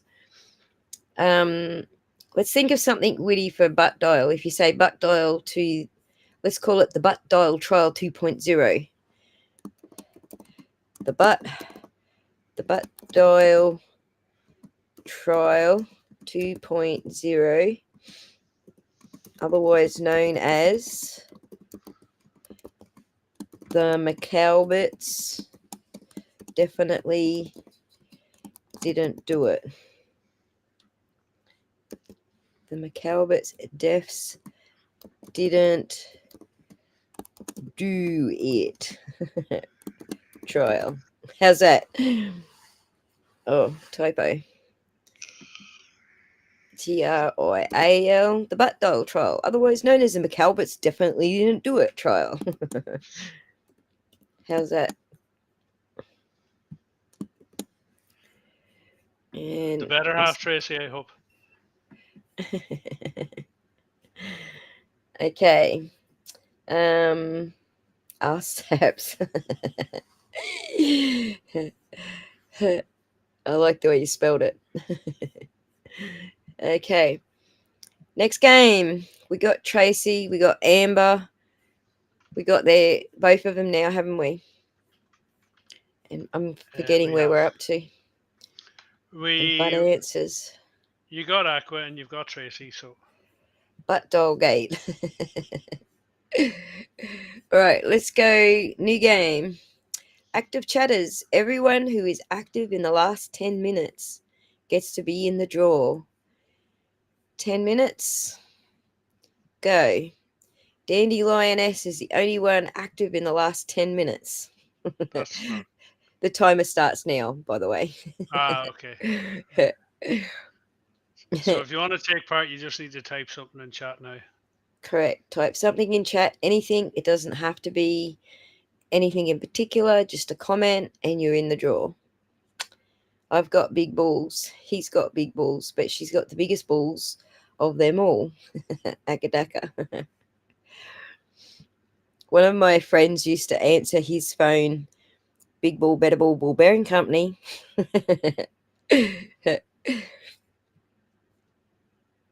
Hello, Jim. Thanks for joining us. Active chatter, facts matter. But no, my ass. Okay, so I'm gonna change it. Actually, I'm just gonna leave it on the screen. We're gonna do that for the next one that no one can think of Yeah, a response for. But no, my ass. I have a good Irish phrase or saying for M169 when we're done. Okay, It's one pipe of my down.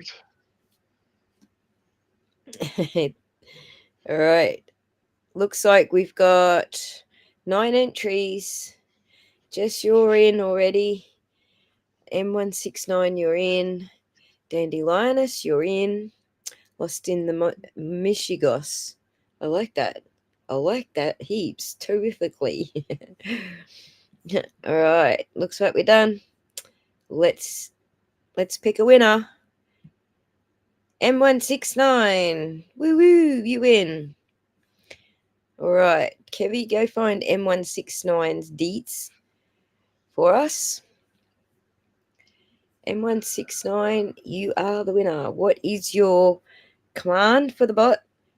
I'm of Scot Irish descent, which means I can go batshit crazy pretty quick. Well, now's your opportunity. Do it. Do it. Let's have your bot command and how you would like the bot to respond to you. Anyone catch the cough signals from Commonwealth? I went to high school with a girl named Aussie Insider. Oh, there you go. What a weird name for a girl.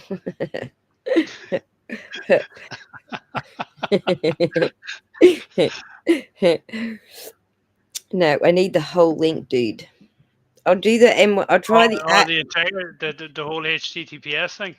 the whole HTTPS thing. I know it's confusing because of what we went Ah, through no, that's fine. yesterday. No, that's fine. Let me try the handle. Sometimes the handles work, sometimes they don't. What the handle worked? I think it depends on uniqueness of handle as to where the handle works. Because it didn't work with you. When I tried to put you in there, didn't work. I had to actually go to your channel and get your full link. So That's because it I'm special. it depends on the uniqueness. I mean, how can you be any less unique than Kevin the Nefarious Leprechaun? For fuck's sake. No, it was Kev C, whatever. There must be another Kev C out there. So, is that a joke? I don't know. We're in jokey joke mood, and we've said a lot of jokey jokes. What did you win? You win your own command to the bot.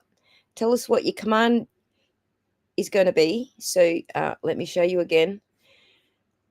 Back to the commands. See, you get your own command, exclamation mark command, and then you get a message from the bot. It's your own command, and the bot will respond to respond to that command. Tracy's command is bollocks. Reply if we haven't used it yet, but on my ass. All right, Tracy, you can have that.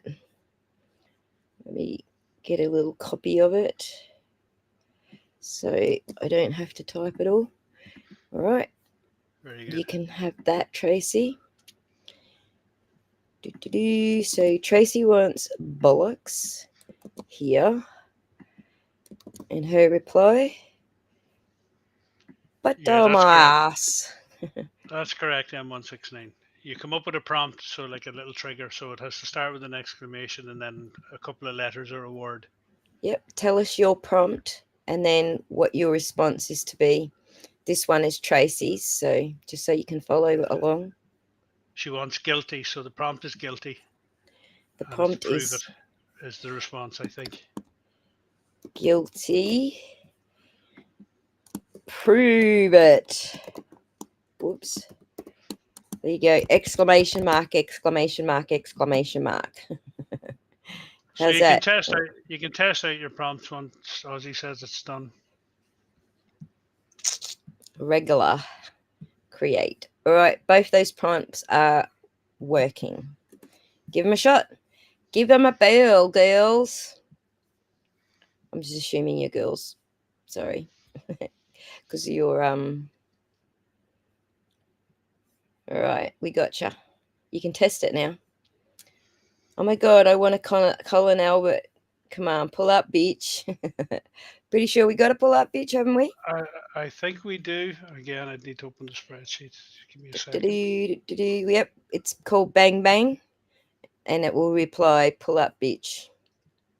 So there you go. So Bang Bang. Yeah, pull up, bitch. Beyond a reasonable doubt. I love the humour here to help the levity of this injustice of a trial. Nice. We try to end every stream with a little humour because it's, you have your vent, get yourself all worked up and hot under the collar, sweaty, rageful, and then we have a bit of fun at the end. So, also emotional aid, you can also use, did I call it pull? I think. Did that work? No, you've used a colon. Pull colon. Yeah, What are I you trying? was What are you trying to do? Oh, for the emoji, is it? the emoji, yeah, just because I'm in the wrong screen. Um, No, there's not. No, we don't have an emoji pull. what the fuck did I call it? Oh, we do have one. There it is. There. I see it. There you go. It is pull, isn't it? Yeah, it's colon underscore pull. Oh, I see. They switched it up on me, bastards. It Yesterday it was working when we just went colon, pull colon. Today it's underscore as well. So there you go. There's Crash Daddy's cannon when the time arises. Yep. So if you want to know what all the new emoticons are that we've got, you just click the little emoticon button and it shows you all the ones for my channel. Or you can go to the post on my channel where I listed them all out for you. So, all right, shall we do another random number since everyone likes that game? But there we are. So I like that one. That's a cracker. That one's going to get used a lot, I think. My ass. So, see how Michelle's decorated her name? What we might do one day is just play in the bot for a couple of hours, edit them, and decorate them like that. I can find, I can't remember where it is, but I think it's called fancytext.com or something. I forget what it is, but yeah, you are late. It's my fault, Corn Paper. I forgot to tell ya. Oh, I said I'd tell you when we have a live stream, and I didn't tell ya. I'm sorry. I let the team down. Okay. That was the game, and the game's over. That was part of the game. That was our keyword game for bollocks. So, hang on. Did we? My brain's freaking fraught today. Fried. Yeah, I'm the same. These all nighters are not healthy at my age. Oh, we did do a bollocks. That was just a minute ago too. How can I forget It that was, yeah. already? Bollocks. Fuck It's that. me. That's the butt down my arse one. Yep. Fuck me. I think I need at least 3 more coffees. I'm still only just getting to the end of my first coffee here for the morning. All right. Joey's learning. Brian. Which Brian? Oh, no, that's a conflict, Tracy. She's half Irish, half English. I'm born in England, but I am Irish. As the saying goes over here, if the cat was born in the biscuit tin, does it make it a Kimberley? Oh my God, Corn Pope. I didn't even realize that until you said it. And you're right, they haven't. All of a sudden, the Jeep's not there. Oh, that's true. Jackson asked, was it Jen McCabe, if she saw if there was a plough, didn't she? Or didn't That he? was the first trial. I don't think they actually talked about it this trial. In fact, I do remember someone asking, wasn't it Nagel Boy, that if he saw a Jeep with a plough on it? Say that again. It's so frustrating. It is, eh? Wasn't the Nagel boy asked if he saw a Jeep with a plough on it? I must have missed that. He was another one that was twisting the story to try and to fill in gaps from the previous trial. Right. Well, we'll share it, Cornpape. Why? Why? You figured it out. Tell us. Actually, I think you have told me, but I don't want to. I don't want to do a spoiler on you. Tell the chat why.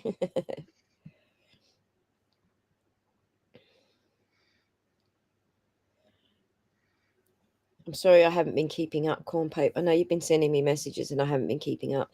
Hey, Bob. How's it going, Bob? We have to do Hey, that meet the mods thing as well.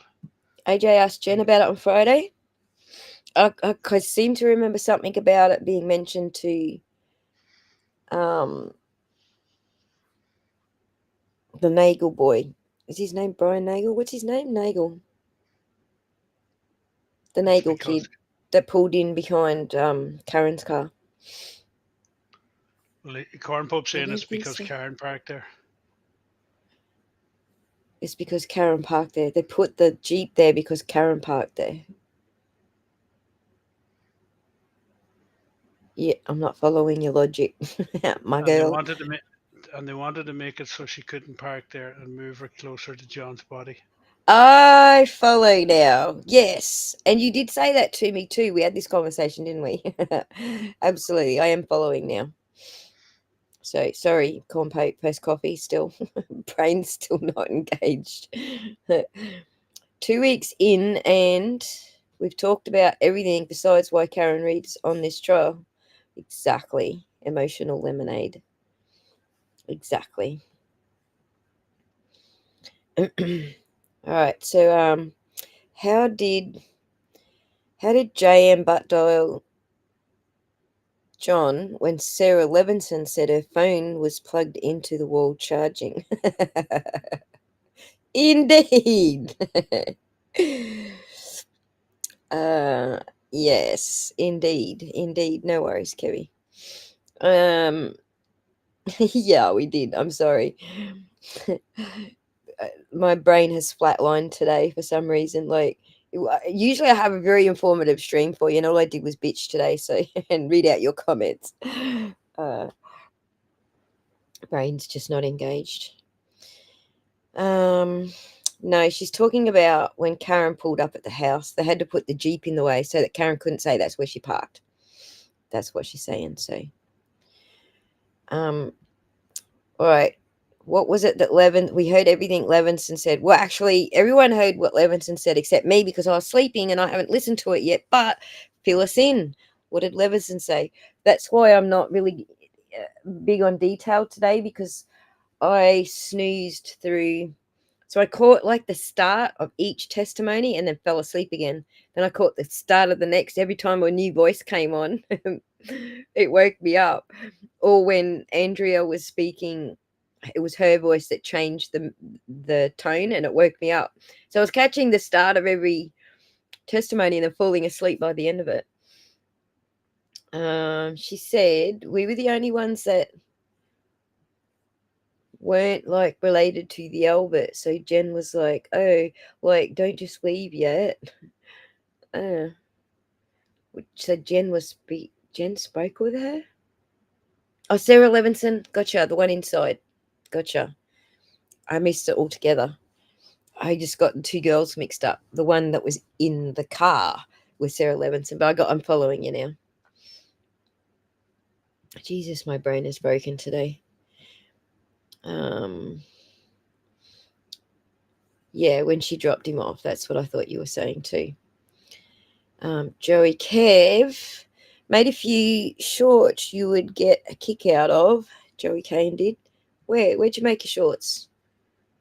On YouTube or on X? Why don't I Awesome. have you? Right, hold on. Let me open his channel here. Actually, you could probably show them there if Joey's not going to copyright strike you. Chuck us a link if you can see. I don't know why I don't see Joey Kane anymore. I don't Joey see your Kane, posts anymore. subscribe. Give me the There's link and nothing. I'll add him back to my I don't know what's going on. There's nothing showing up on his channel. You haven't posted them to your YouTube channel, have you? Must be X. Come on, Joey. Cough it up. Oh. Where? I firmly believe Lucky was intended to be the fall guy. Me too, M169. Oh, Me too. curious YouTuber. Hold on a second. Copy. Guys, I figured out what happened. In what sequence? Oh my god, Compo, get up here then. Hang on. Yes. If you hang on, let me send you a link. Right. Do you want one of the links for Joey's video? Yes. Okay, here you go. He has 2 up, so I'll give you the both. Okay. There you go, Compo. Get your ass up here and tell us. Wait.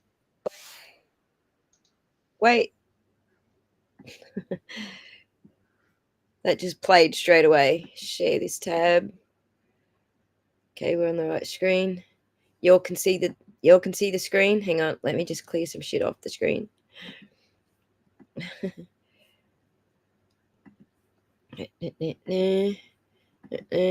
All right, y'all can see that. Holy shit! What am I doing? Joey Kane.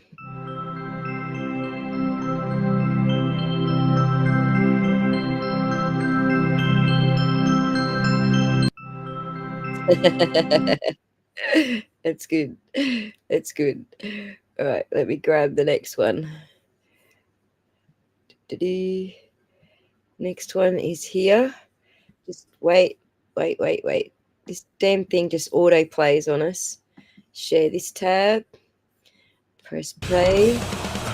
I'm coming, Compo.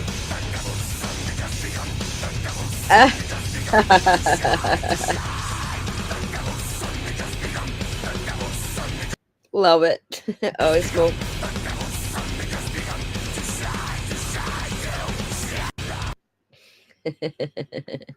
All right. Joey. Let's bring Corn Pipe up. Corny, how's it going? Hey, good. Can you We hear can me? hear you. Oh my god, that's the first time it's worked. It is. What? No making fun.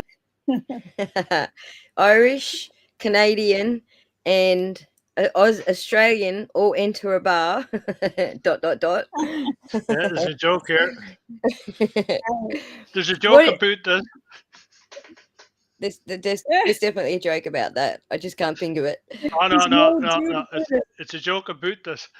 A boot. It's about. A boot. So tell us, Cornpo, what is No, it that you just? What is it that you worked out? Okay, so I figured out literally what happened. I figured out the sequence happened. Why? Don't understand fully why Nagel didn't, if he didn't see, if she jumped, but certain that this happened. Hang Okay? on. So you're cracking up, Dale. You might need to move closer to your Wi-Fi or something. Yeah. You're cracking up. Close. Is it really bad? Hold on. Let me close everything. It's bad. I mean, we're getting every second word, but we want to hear you more clearly because obviously you found something.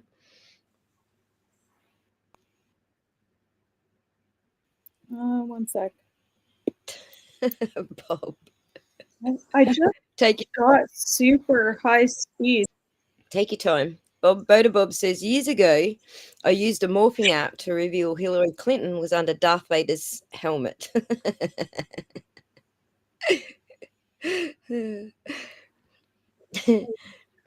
3 more up tonight. Okay. Okay,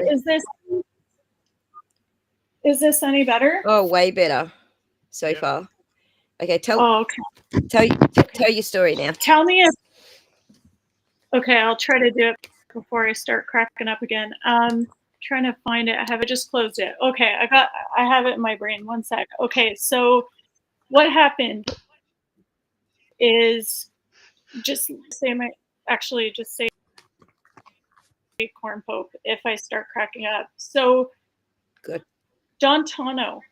Ricky Dontano and Karen Reed both pulled up to Fairview at the same time. Yep.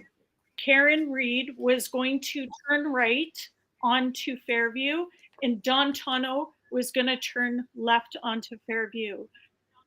Dontano, Reed, Karen pulled up first to 34 Fairview, up Yep. to right by the mailbox and driveway. John immediately jumped out, went to the door, went inside. Dontano then pulled up, and Karen pulled up a little bit more to let them in front of the driveway. And Yep. Nagel came to meet them. John was already in the house. I don't know where the cross went and why they didn't see each other, or if they didn't see each other, but 100% that is exactly that she pulled up to the house. John immediately got out and went into the house, and that's why that was right when it just proves, because Karen was in the car, and there was a little bit of time before Karen got to the house and then Dontano got to the house. So he jumped out just before Dontano got there, and that's what happened. I don't know what happened after that. I'm 100% Beautiful. sure. Beautiful. And it fits with what I think the sequence is in my head as well. So that was awesome. Awesome. Awesome. It just kind of dawned on me. I'm like, that's what happened. And that's right. So there was a little something else that you were talking about. I don't know if you want to talk about it now, but to do with the sorry? The Jeep with the plow? You mentioned that before. No, I'm just looking at Jen's health data, I think it is, isn't it? All the mistakes in the health data. Otis and Jen's it's obviously generated by electronic that Apple is going to type up these records, obviously, for subpoena. So in the wrong order. Yeah, exactly. And if you look at, I'm just estimating the times, it was between I believe it was 156-ish or 158. Her heart rate was at that time 158, and then it goes to 20 something, and then it goes back down to like 156 or something. So it's totally out of order. And also health, there is no such thing as a O2 saturation of 92.2%. There's no such thing. It's done in percentages, in 1%. So you can have a 99, 98. Wait. What are you talking about with O2 saturation? I'm not sure what you're talking about there. Where's that? What's that data from? Okay, so for heart rate, I guess we're not talking about saturation. You're right. We're talking about heart rate. So beats per minute. So you can't. BPM. Yeah, BPM. Right. Sorry, I was talking O2 stats. So you can't have 2 seconds. We don't measure heart rates in like half seconds. Oh. Measure it by the second. So one number, everything else is perfect, like 92.0, 93.0, 94.0, 93.0. And then all of a sudden you get to one that says 90, I believe it says 92.2 or 90.2, which is 94.2. I can actually share the screen. I can share the screen if you want, which will help probably refresh your memory, because let me just get it up on there. Yeah, wait, not that one. This one. Ah, shit. Hang on. I lost it. I lost it. Let's go again. That one. So it goes 95, 94.2, and then 94. Yeah, And you're saying and that they're not measured in parts of a second. Or I mean parts of a beat. They're not. Just well, actually BP is a different thing, but even BP, I had one of my nursing managers, get really pissed off at me that I wrote down 90. I think I said it was 90. Her blood pressure was 95 over 70, for example, yeah. and got pissed off that I didn't do it in twos. Like it should be 96, 94, 90, 92, or 90. Like, and I'm like, sorry, but blood pressure doesn't work that way. If there's a half of a point, I would measure it because I'm manually measuring it.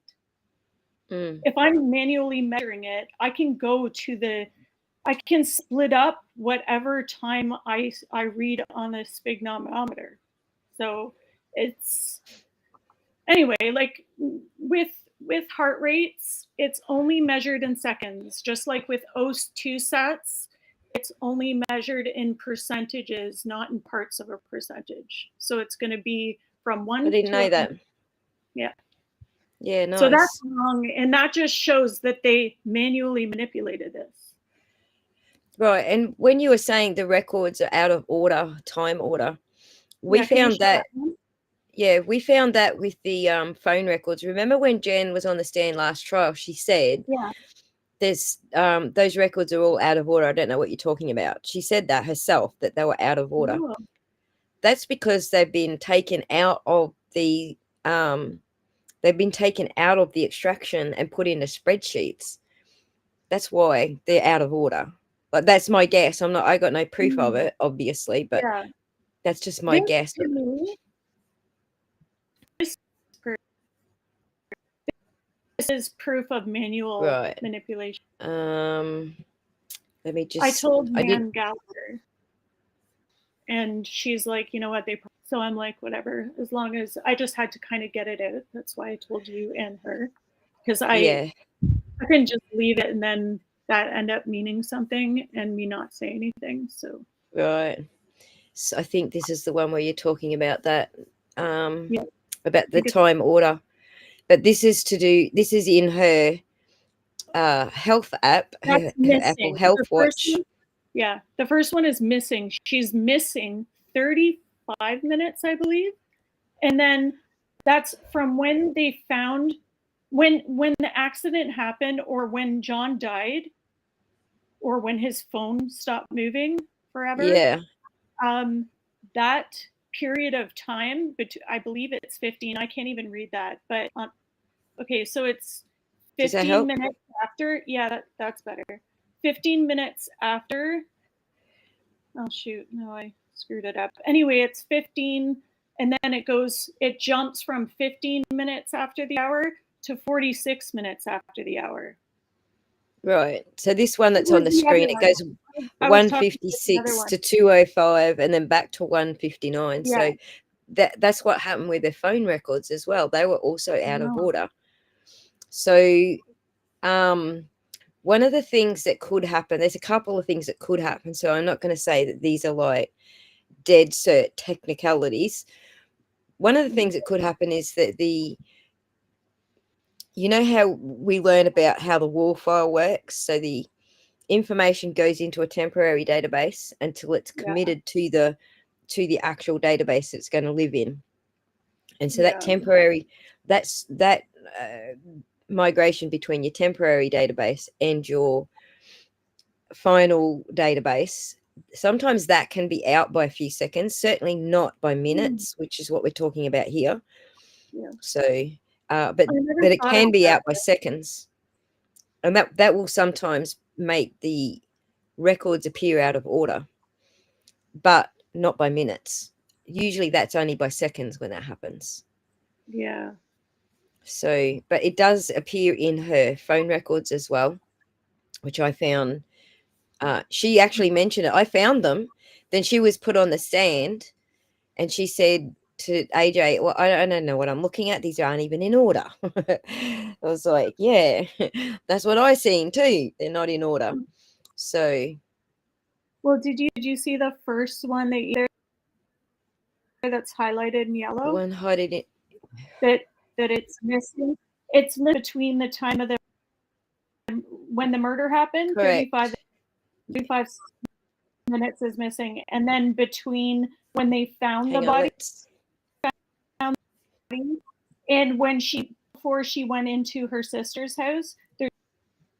And so far, I Right. haven't gone through the whole thing. So far, that's the longest gap. And I do know that Apple Health data, when you start getting tachycardic, your heart rate, now you're not considered tachycardic until you're, I think it's 100 or over, but she was tachycardic. She was an elevated heart rate. And if your heart rate elevates to a more excited level, the Apple Health Watch is going to start reading more frequently. So it's going to be like, oh, there's a change, especially if there's a big change in heart rate. Like sometimes you'll see an anomaly that it'll be like 70 So like jumping from 83 down to 66. Yeah, And the then later on 66 it's up is to an anomaly. 118. Right. Yeah, the 66 is an anomaly. Sometimes even my heart, like I have a history of heart condition. I had heart surgery at 18. So I know that like right now I'm actually getting palpitations. So if I have my O2 sat monitor on, my heart sometimes goes down to like 40. It's when about 3 consecutive heartbeats are measured too quickly or too slowly. So say I have a gap in my heart or it stalls, sometimes it'll like jump, sometimes it'll go too fast, sometimes it'll slow down a bit. Yep. And Alan Jackson's pregnant pause says, I happened to be wearing a heart monitor when I found out my friend was killed and my heart's BPM spiked to 162. Yeah. See, Boing. that's what's weird about her data. Like there's It's only all over one. the shop. Yeah, and like it's missing for the time of the murder. And it's missing for the time that they found John. But it goes crazy. Her heart, well, I wouldn't say crazy. I think it doesn't go crazy enough when she goes and has contact with Brian Albert in the house. That's when her heart starts to react. When she Here, goes oops, at the 119, 115, 100, her heart rate's up from, this is about 20 minutes after she's gone into the house. But still, she's a psycho because it should be up more than that. Just like when she said she woke up, she said she was woken up in alarm. It is not possible because her heart rate doesn't match that, does it? No, her heart rate should be. I estimate that Jen's resting heart rate is on average 68. That is her resting heart rate. Right, So which we see up here. Yeah, and her resting heart rate, I believe. What was I going to say? I'm totally got a brain fart. Sorry. Right. Oh yeah. So her heart rate, you should have seen at 5. Oh, we've lost you. I guess We've lost you. Is it 5:53 that Corn Pope. Oh, did you? Hello? Are you there? Oh, I think you're there. It's terrible reception you got there. And you just went and updated your data plan. Yeah, I did. Is it a bit better? A little bit better. Sorry, go on, what were you saying? Basically, I'll say it quick and then I'll get off just because my internet sucks. But it should say 68, 69, 68, 70, 68. Alarm or call happens. It should go to 140, 139, 130, 120, 150. So when's that first spike? When's that first spike? What time is that first spike? She never has. That's the problem. she never spikes the way it should spike if she was woken up an alarm. And it looks like she was I get. for a bit, but So you're only saying for it. a half hour. So you're saying at 5 a.m. there's no spike. I do There's have no the data spike at here. 5. There's a spike at 4. She woke up at 4, not 5. I do have her data here, but it's let me just see. Jen's phone. I just got steps all. Hang on, let me just find it for you. Distance, elevation for John, heart for Jen. I've got 4 heart charts for Jen. Excuse me. Sorry, didn't mean to do that in your ears. I got 5. Hang on. I've got 5. Let's have a look at them. Okay. Oh, yeah, that's freaking awesome. You're saying at 5 a.m. So let me go to that one first. This is 10 a.m. I'll just slip that behind. Hopefully this works. No, sorry, 4:53. 4:53, she should have had a spike to 140 and then slowly go down to about 80. Let me just pop it on the screen and share it with everyone so that we can see what we're talking about. Replace window. Holy shit! I forgot which fucking number we're on. Hang on. I got them all open. 3. I want 3. All right, 3. She's bold. 2, she was 3. up. This one here. Oh. So the spike here looks like it happens at 6:42. Oh, it actually comes up slowly. It goes from 884. This is at 4:44 in the morning. She goes from 84 down to 80, 79, 80. Then we got 99 at 5:30 in the morning. That's probably when Karen arrived at 5:30 in the morning. And then she goes from 99, which is almost at 100, right? She's gone up 20 BPM already. She sits there for a bit, and then she goes up to 122 at 6:42, just as you said. That's where that spike happens at 6:42. That's after she's found John. That's after she's gone back into the house. Now, could she? Now that's 42. Yeah, that's 15 minutes. I'm sorry, she didn't run up the stairs for 15 minutes, and it actually doesn't register a flight of stairs for her at that time. She has no stairs, so she didn't go upstairs, and so which means they were downstairs if she talked to them, or they deleted her upstairs data, or they deleted it. Exactly. I do have the upstairs data here, but now let me see. Elevation. Is the missing time on here? I thought there was missing time before the house. 6:02. There is more heart rate data in here. I knew they were. See, I knew it was missing. Right, because what they were doing in court is they're taking out, a snip like that, and then putting that on the screen, and so it is missing data on the screen. But this is what I got from the defense exhibits back before everything got sealed, basically. Okay, this is perfect. See, now I kind of thought it was better for Karen's team because I thought the heart rate data was missing. Now, do you have the heart rate data for 4:53? I do. Let me just have a look. So this is 4:40 a.m. through to 7:46 a.m. this data set that you're looking at. When I go back to sheet 2, that's this is earlier from that. So okay, here I might need before there, but one sec. 3. I've got 3 to 4:35. Is that the one you wanted? 3 a.m. to 4:35. I need this. So 4:53. Her heart rate does spike.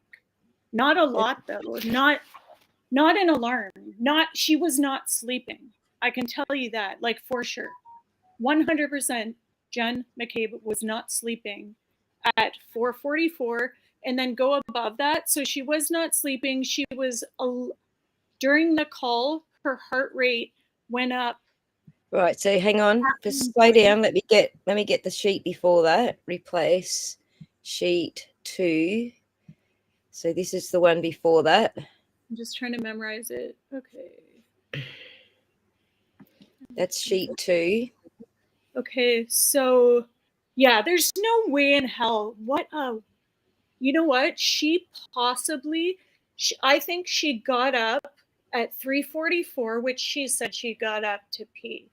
But I promise you, she did not go back to sleep, because her heart, and okay, 227 isn't on there, but she should, if she was sleeping, like I said, it would have been 68, 69, 70. It would have danced around there, maybe a little less, maybe a little more, and then it would have spiked to 140. Some people will spike to 150, 160. I know I spiked to 160 every time my alarm came on. Like I had a loop monitor on, which is a Holter, for a long period of time, like not just 48 hours, but I had a loop on for 3 months, and it was like the most annoying thing ever. I just ended up giving up because we just couldn't record my problem that I was having. But anyway, my cardiac doctor she was amazing. She's so curious, and she so loves the heart so much.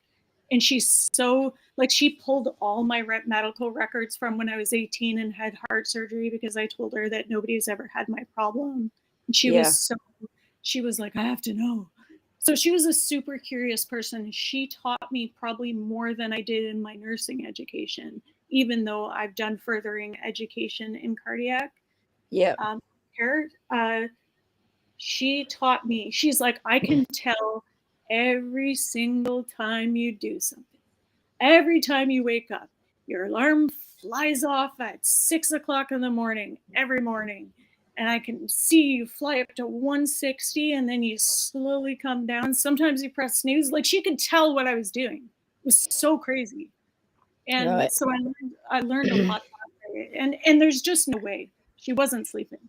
So currently I've got the midnight when they left the waterfall bar through to 2:28 a.m. So she goes from the waterfall bar around the 96, around the 90 to 95 range. She goes down to 60 and 70. Then she around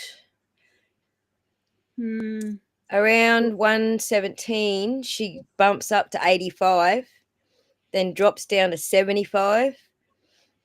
2 minutes later, back up to 85. I think 86. Those aren't significant changes. They're not. 70. Pardon? They're not. I don't think they are. I think she's sitting down. Like, if I was sitting on my couch, my resting heart rate is 60, so it's about 8 beats lower than Jen McCabe's.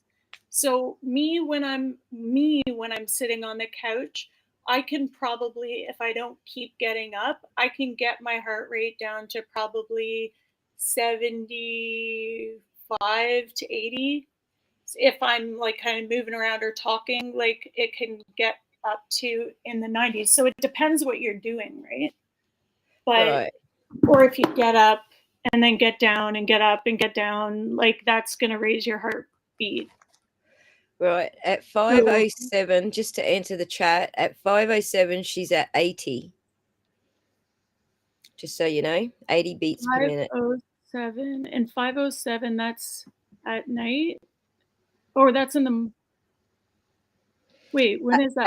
Alan Jackson's pregnant pause asked, does it show 5:07? And yes, it does show 5:07, and it's at 80 BPM. But I switched back. I'm now on sheet 1 showing the period where John was obviously attacked.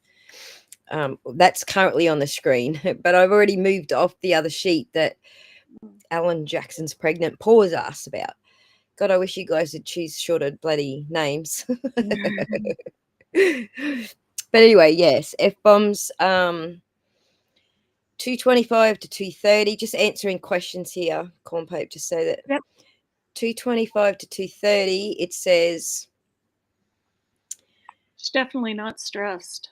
76, 72, 70, 66, 70, 70, 70. It's all in the so it's all in the late 60s, early 70s for that whole She period wasn't up till 3 in the I morning. think that's when she went to.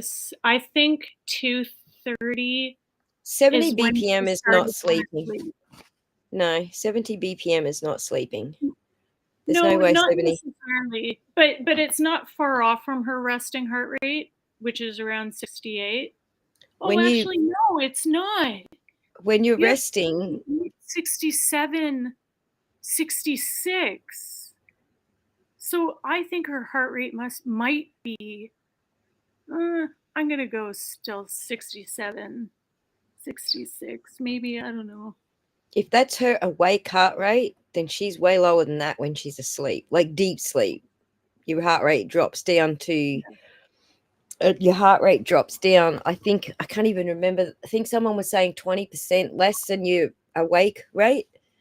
Yeah, but it has to be. It goes to your resting heart rate. Your resting heart rate is the lowest. Is basically how your heart is going to be at the most restful state. So it takes time to get to it. So, like, but it will actually, maybe that's sleeping heart rate is going to be lower than maybe a regular resting heart rate because you're never going to be able to get your sleep heart rate. Yeah. Yep. It's possible she was asleep until after this. Like, I think it was when I looked at the charts, I think it was from 2:30 to 3 or 3 to 3:30. I can't remember. I think it was 2:30 to 3 she was possibly asleep, and then she woke up and she never went back to sleep. Yeah, I don't think any of this shows her sleeping at any stage. You know, even if you look at her lowest heart rates at any time during the morning, at most, you know, you might see a drop to about 60, mid 60s, and that's only for 10 or 15 minutes. So I don't think she slept at all. But here's the thing, Brennan's going to try and use this heart rate data. I don't know if this data is kosher, because we know that prove she was lying with this data. I cannot prove that she covered something up, but I can prove that she lied about being woken up in alarm. But And here's the problem. If this data is rigged, then you're not proving anything, are you? exactly, so right. It's Yeah. so annoying. That's why you can't trust shit. You can't trust anything from this trial. Right. But if they altered videos, they altered this stuff. Like, and obviously, like when Hank said, "Oh, I didn't have to tell you, and I could have just sprung it on the defense. I could be using her heart rate if I want to prove that there's no way she was in a conspiracy." I thought he was kind of I thought it was a bluff, kind of like a stupid way, like, "Oh, we have this in our back pocket, but we're not going to use it," just to shy the defense from using it for a reason. For a reason, exactly. Let me do another little exercise. Let me switch this screen just for a fun exercise. You know, we're all just shooting the breeze here. So I'm in ChatGPT right now. I've got bullshit there, but just ignore the bullshit because I was preparing for this show and trying to get some ideas together. Oh yeah, that reminds me. Let's change our ticker over. I'm going to put all of Jen's heart rate into the AI just while you guys are watching and see what it says. Can you see the AI on the screen? I might move us off the screen, but you guys can see it. Yeah. Now let me just quickly I found out how, before I forget, and you can ask me about it, I found out how long he was outside. But you can keep going. Hang It on. wasn't very long. He was not out very long. But anyway, I have a feeling that the person who brought up the theory that they were stalling and going to John's house because they hadn't got the body outside yet. I have a feeling they're right. All right, let's put all Jen's heart rate data in here. Hang on. Wait a second. Give me 1 sec. I just actually have to switch the screens over so it doesn't lock me up.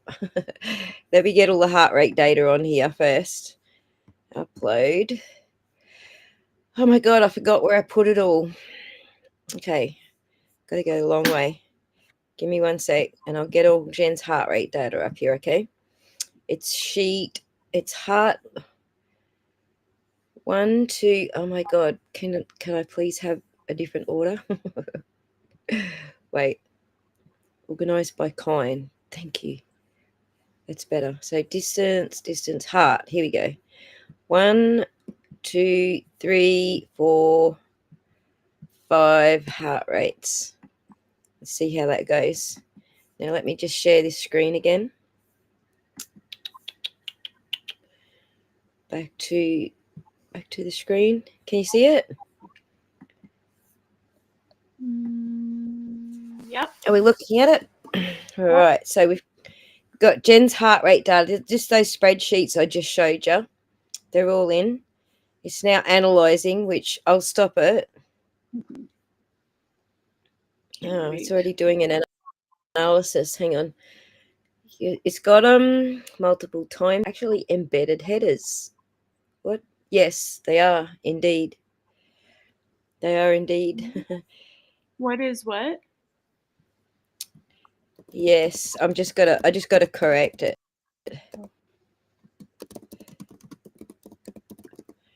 So treat the first row. Treat the first row as data. Right, now we're there. I'm going to say we're going to ask, are there any anomalies? Are there any anomalies? I think I've spelled that. Yeah, I thought I spelled it incorrectly. Are there any anomalies in heart rate during any periods? So what periods are we interested in first?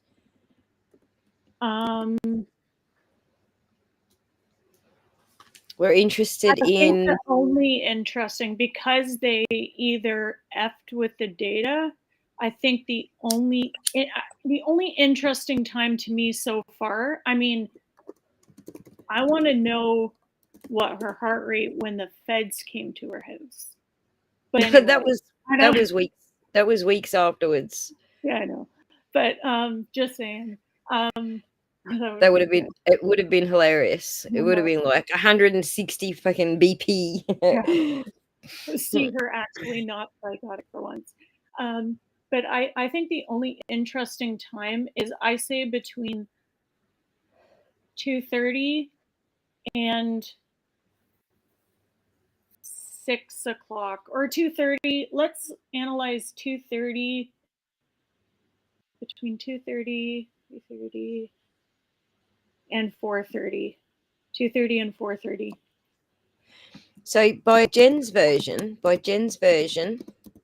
of events, we should have seen sudden shock or trauma response should occur around 6 a.m., right? That's when they found John's body, correct?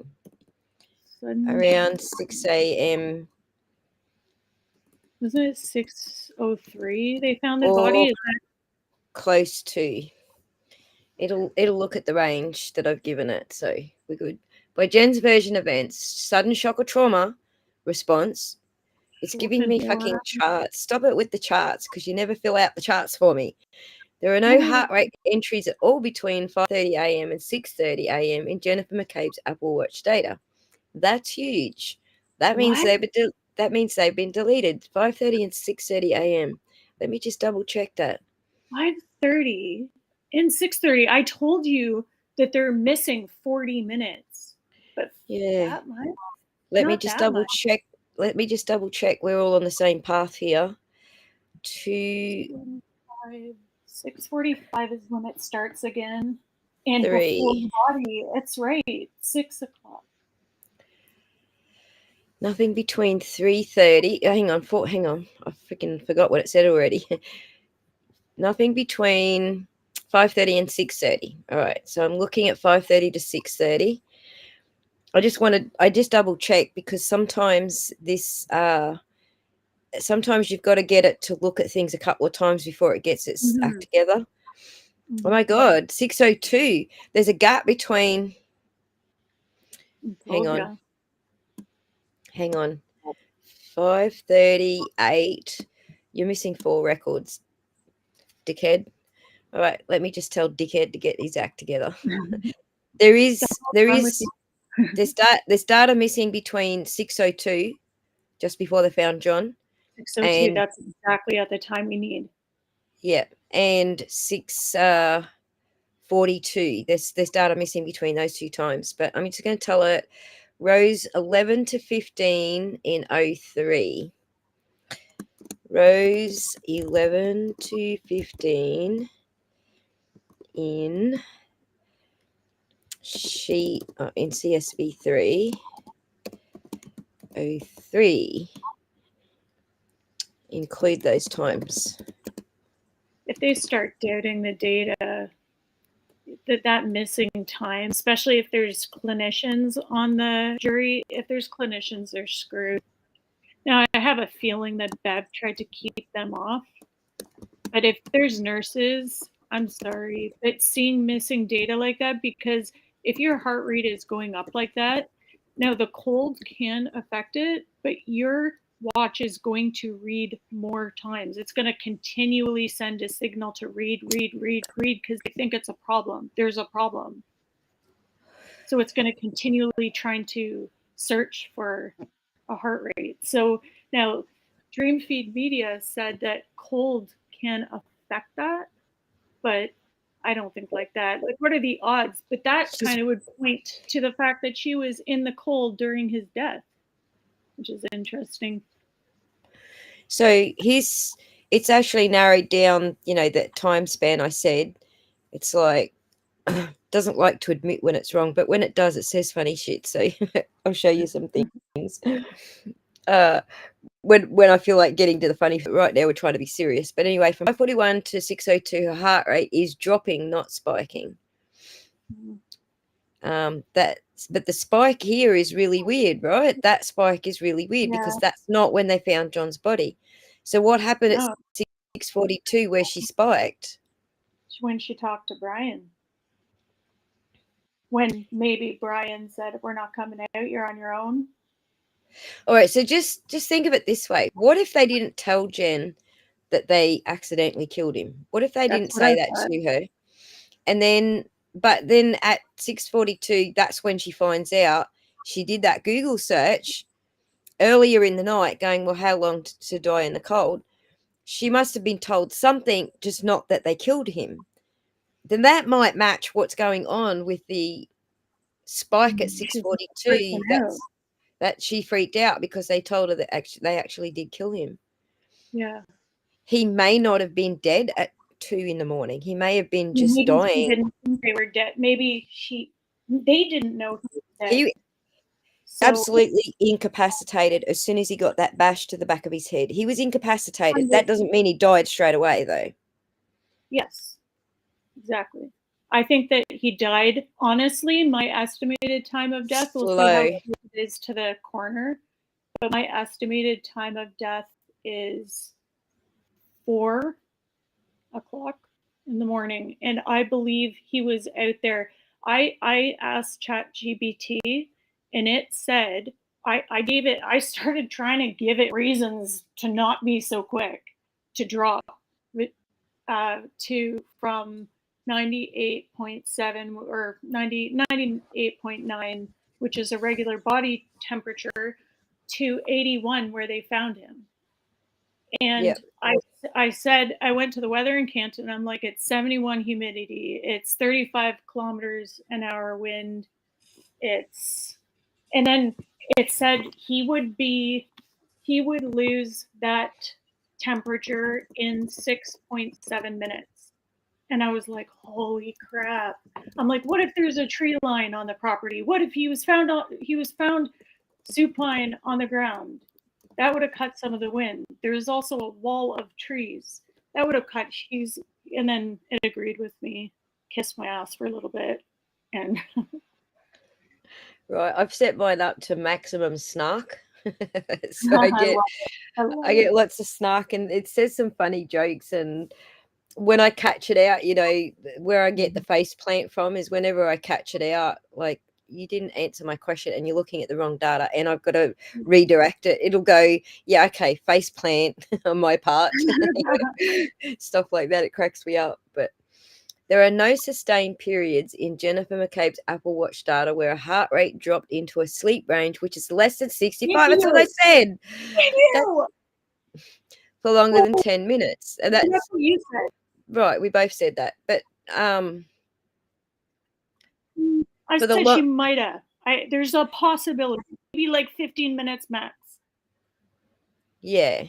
No obvious sleep cycle recorded during the key timeline that includes 1 a.m. to 4 a.m. and pre-discovery window 4:30 to 6 a.m. His heart rate stayed consistently above 70 BPM, indicative of wakefulness or mild activity, not restful sleep.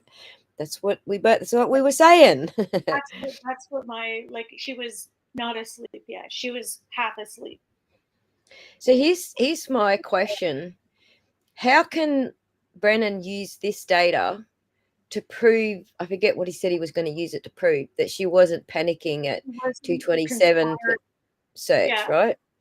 How can he use this data to say she wasn't panicking at the 2:27 a.m. search when she's not fucking panicking at the 6 a.m. finding the body?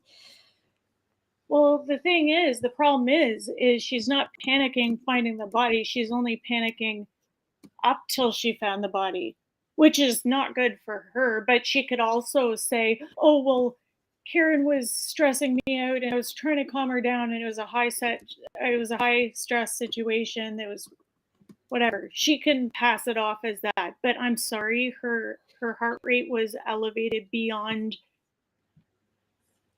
like, that's what it went up to when she was, like, you saw a spike when she goes up to 120. That's a spike. That's a very mild spike, but it's not a spike still. Like, she did not spike. She was stressed up until, and I think that's the most stressed she was, but then the data's missing. Above 70. Above 70? Yeah. All the records where her BPM is above 70.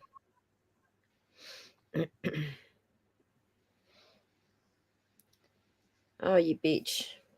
Okay, I can see the chat now, I think.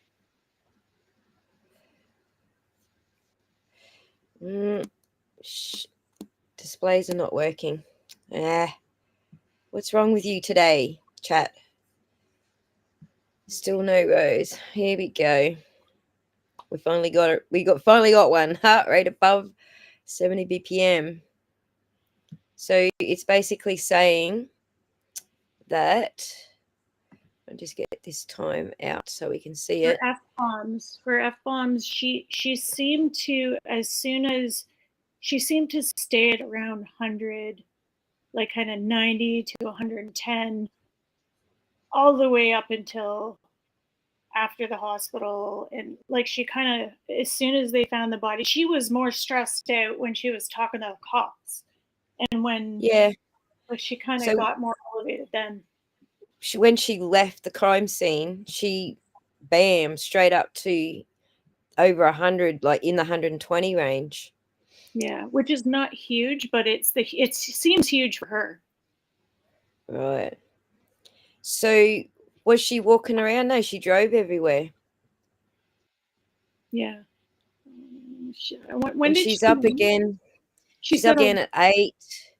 So when they find, this is when John was actually declared in the morning. So I think it was around 7 a.m.-ish, wasn't it, when he was declared? Yeah, just after 7, I think. I'm not 100% sure. So this period here, she's not overly panicking. Like, she seems to be more panicked earlier before they found out. So, so one more thing I want to analyze is, I wonder if she suspected something and then found out when she went up to see Brian. She suspected they knew something. She knew something happened, but they didn't tell her what it is, so she didn't freak out, and so she didn't act just at that.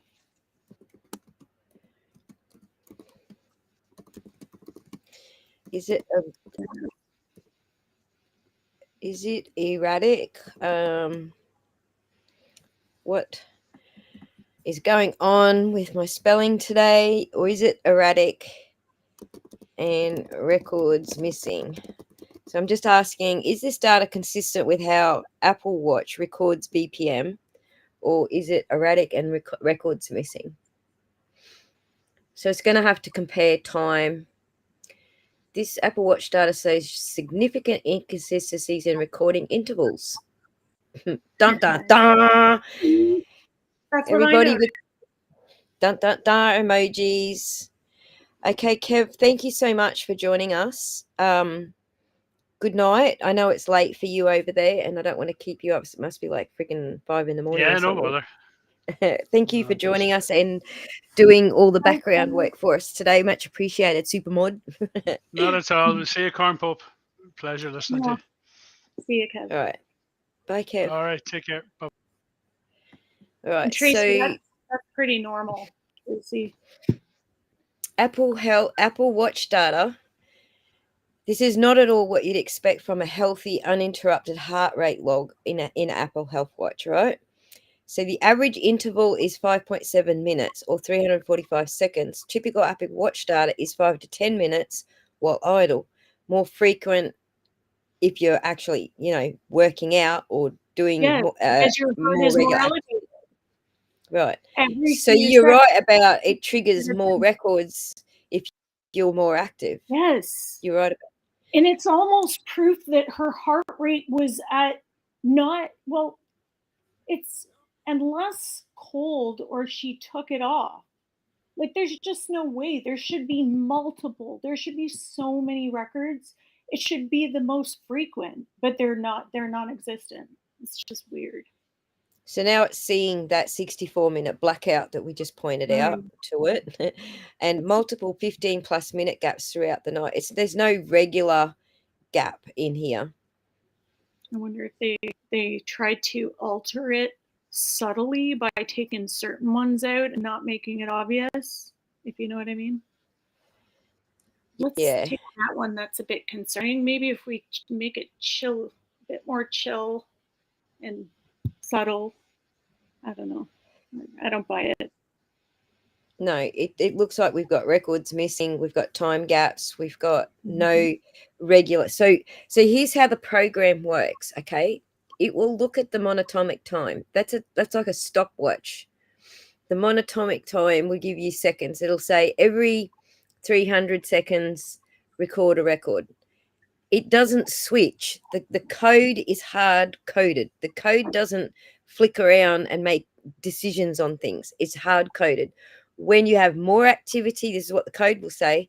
When there's more activity, increase the threshold to this number. That number's not going to change either. It's still going to be that regularity. Even if there is more activity, it's still going to be every 2 minutes, for example. So even when you're not active, your first bit of code will be saying, all right, we're in non-active mode. We're doing every 3 minutes. Then it'll say, okay, we're more active. Now we're going to do every 2 minutes. Now we're back to less active. We're going to do every 3 minutes. That's the only way it's going to change, whether there's activity, more activity or less activity. But the time between what mode it's in is not going to change. If it's in 3 minute mode, it's always going to be 3 minute mode. If it's Yeah. in 2-minute mode, it's always going to be in 2-minute mode until it switches back to 3-minute mode. Do you get what I'm And saying? I checked that. I went through everyone and I'm like, okay, that was 7 minutes. Or I think it was, I can't remember what the number was. I think it was 8 minutes actually. I'm like, that was 8 minutes, that was 8 minutes, that was 8 minutes. So that's where I wonder if they removed parts of it so it didn't look so obvious and it looked less consistent so we can't pin them down. And that's the whole idea of jimmying the data, because if Mhm, you take out the key records that are going to give mhm. away the bullshit, right? Then you're removing our ability to analyze it, if that makes sense. Exactly, but you still can't tell me she went to sleep, and you still cannot tell me she was woken up in an alarm. They didn't do it that good enough, or they didn't do it good enough. She kinda screwed them over by saying she did that. But are they gonna hire a cardiologist to be able to say this? They've got a couple of MDs coming up on the defense side. I'm sure they're going to pull things apart here. Well, and well, I'm pretty sure a regular doctor would get that, but it's more of a specialty. But I'm hoping. I don't know. It depends what kind. It depends what doctor. I'm not 100% sure that they'd have that type of knowledge about, but they could learn it easy and confirm it. So Thank you, whatever. Michelle. Michelle's keeping the chat calm. We've had a couple of trolls today. I don't know why we get the trolls. It's not like I'm reaching a huge audience here. We've got 34 viewers. Like, what is up, trolls? Are you bored? Woo. Well, thank you. Yeah, thank you, Michelle, for keeping an eye on it. I have to defer to the mods because Super Mod's left today. He's gone to bed. All right. So I think, yeah, this is one of the reasons that I didn't get too close to analyzing the data. I did some stuff like this, just rough, you know, what sticks out to you, Chat GPT? This, and this. So I go and double check it, and I'm like, yep, shit's missing. Like, how can you get a theory together on only half the records? You can't, essentially. So So incredibly dishonest. yeah. And the timing for the recording is not going to change. So we know that the watch is set to specific intervals. If you're more active, those intervals are seconds. If you are less active, they're minutes. Obviously, like when you're sleeping, for example. But there's certainly no sleeping data in there at all. And so I don't know how Brennan's going to use this data to prove that one thing that he wants to prove, that she didn't have any panic attack during this period, but then come back and say, well, she's not having a panic attack at the 6:02 area where they found, just before they find John's body, there should be a spike there. I And I mean, think it's obvious you that can hear there's she's upset in the 911 call. You can't tell me there was no heart rate spike there. I think the 911 was 604. I'm trying to remember what it was. Possibly, Michelle. That's why. So F Bomb says, oh, sorry, Alan Jackson's pregnant pause says, yeah, that's what I said. Even running around after finding John, a BPM should be elevated. If she was actually doing CPR, that should have elevated her heart rate. It would Anyone? It would have actually possibly, depending on how long you did it for. I've done CPR, and it's not fun. Like, you crack ribs, and it is tiring. It's tiring. It's like running a marathon, but with your arms. Yeah. It's hardcore. I haven't done it myself. I was here when my landlord passed away, and I didn't hear his son yelling out to me to come and help and take over, because we're like 40 minutes away from the ambulance getting here, because that's how far we are from town. And he did it for the whole 40 minutes. So when I finally realized what was going on, I saw him. He was lathered sweat. He looked like he had run a couple of miles, like 10 miles. So like his heart rate would have been, if he did it for that long, his would have been 180, 190. Like that's a given because that's a sustained exercising period, right? So, right. like when they get you on a treadmill for a heart test, they try to get your heart rate to go to 180 or more. Yep. So they treadmill, and yeah. The data tells us she was busy all night, but not running around busy all night. Just pottering. So now, does she look stressed? She doesn't. I'm not gonna say she didn't sleep. That. Why don't you contribute? Hang on a second. Why don't you contribute Swole Patrol? Why don't you contribute a common sense dialogue? How about that? How about that for a change? We're talking about the data. Why don't you talk about the data instead of coming here and trying to get an emotional reaction out of people? That's why I called you a troll. You're not talking about what we're talking about. You're just digging for an emotional response. Now you've got it. Speak up, dude, dudette, whatever you are. Tell us, what does the data say? Because the data tells us she didn't panic when she found John's body. What does it tell you? How about you contribute instead of trolling? Sorry, I apologize, Corn Pope. I tried to do your. We don't get the. Sorry. Yeah, we don't get trolls in here very often, so I don't need to boot them, but if they want to contribute to the conversation, that's fine. But if you're just here to get people upset, fuck off. We have a very peaceful and non-argumentative and explorative chat here. Yeah. Sorry, I sounded like Kurt then telling people to fuck off, didn't I? Yeah, Whoops. I'm just bullshit. All right, so back to the data. I'm sorry for cutting you off, and I don't know if you remember where you were in the middle of a sentence there. Yeah, I don't know if I cut you off. I'm sorry. No. I don't remember. Remember the judge giving jury instructions on what text and phone data belongs to may not be that person's blah, blah, blah. Like, why did she say that if they aren't going to bring up something later? Yeah, she's swinging for the defense every time she speaks to the jury. So swinging for the prosecution rather. So thank you, Michelle. Bye. We're all set. Trolls are literally empty-headed. They don't know how to do maths. Like, that's the whole point. Like, if you could do math and you could follow what the fuck we're saying, because you can do basic math, like you can count 1 minute at a time on your own clock, you'd be welcome to have a discussion with us. So Tracy says, I passed the street test but never want to do another one. What's the street test, Tracy? The theory is we only have half the records. That's the theory. The records are not there. Thank you, Michelle. He's gone. Right.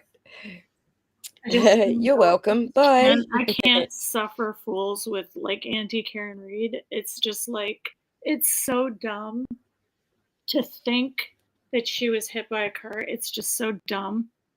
It's like my partner has an IQ of 209, so he gets really pissed off if I talk about it, and I'll tell him, and he's like, "Don't talk to me about it.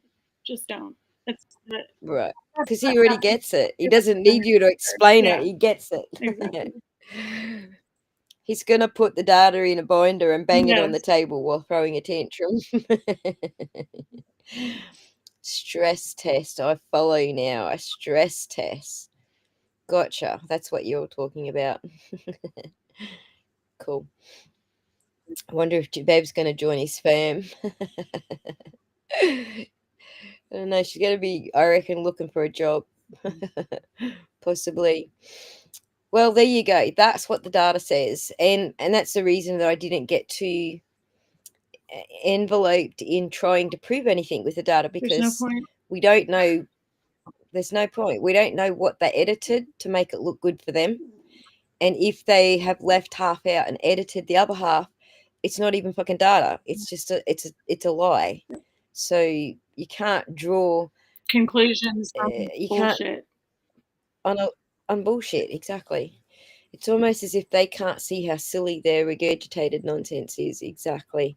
It's almost as if they didn't expect the entire internet and computer geeks and data nerds and doctors and nurses and other prosecutors to look at this case. And I don't think that Jen understood what a resting heart rate is and alarm, and just how much of a difference going from a sleep state to a shock state. She didn't understand how extreme that is of a difference. Well, also the other key thing to take note of here is that John's data is all missing.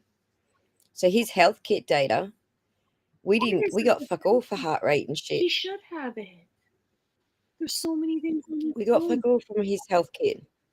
I don't know that the health kit on the iPhone is as good as the watch, because the watch is right next to your pulse. It is the watch is measuring the same way you and I take a pulse by putting our fingers on the pulse rate.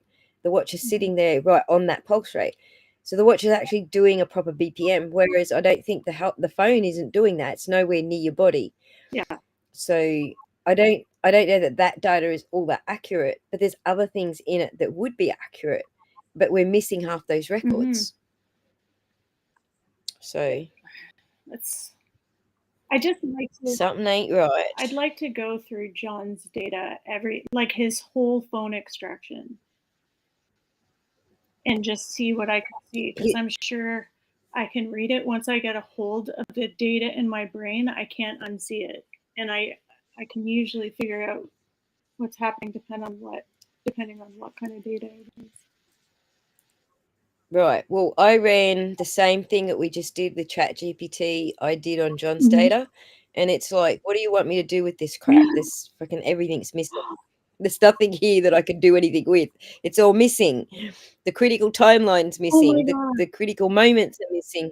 There's so many gaps in John's that it wasn't even worth looking at. Like, we couldn't establish anything from John's data. And the other thing is the GPS data that Ian Whiffen was using the other day, that's never been released to the public. So we don't have that data, access to that data yet. Oh, I want to know it so bad to see if my timeline, because I know they were at Cedar Crest, or they turned towards Cedar Crest onto Fairview. She stopped. He hopped out of the car right away, even before Dontano got there. And that's the perfect scene. They described the scene perfectly. I don't know. I'll ask ChatGPT for you. I don't know how much of the health kit data is stored on the cloud. Apple does store some information on the cloud, but you have control over how much it stores on the cloud. Like right now, none of my devices are connected to the cloud. So none of my data gets stored on the cloud. I've got an Apple Mini and an Apple laptop. Neither of them are connected to the cloud. I turned that feature off. So you have options there. So whether it does get stored on the cloud or not is user controlled. But I do believe that John was using the cloud. For some reason, I do believe he was using the cloud. So let me just ask the Chat GPT if John was using the cloud, how much health kit data? I also figured it's a defensive strategy. I'm not going to say it on here. I'll tell you after. If John was using the cloud, how much health kit data would be backed up there? I'm about to die. My headphones are going to die. Give me 2 seconds. Don't die yet. Wee woo. Wee woo. I died. When you said that, I died. Your accent just makes it sound so much more adorable. All right, so let me switch over to what the bots replied.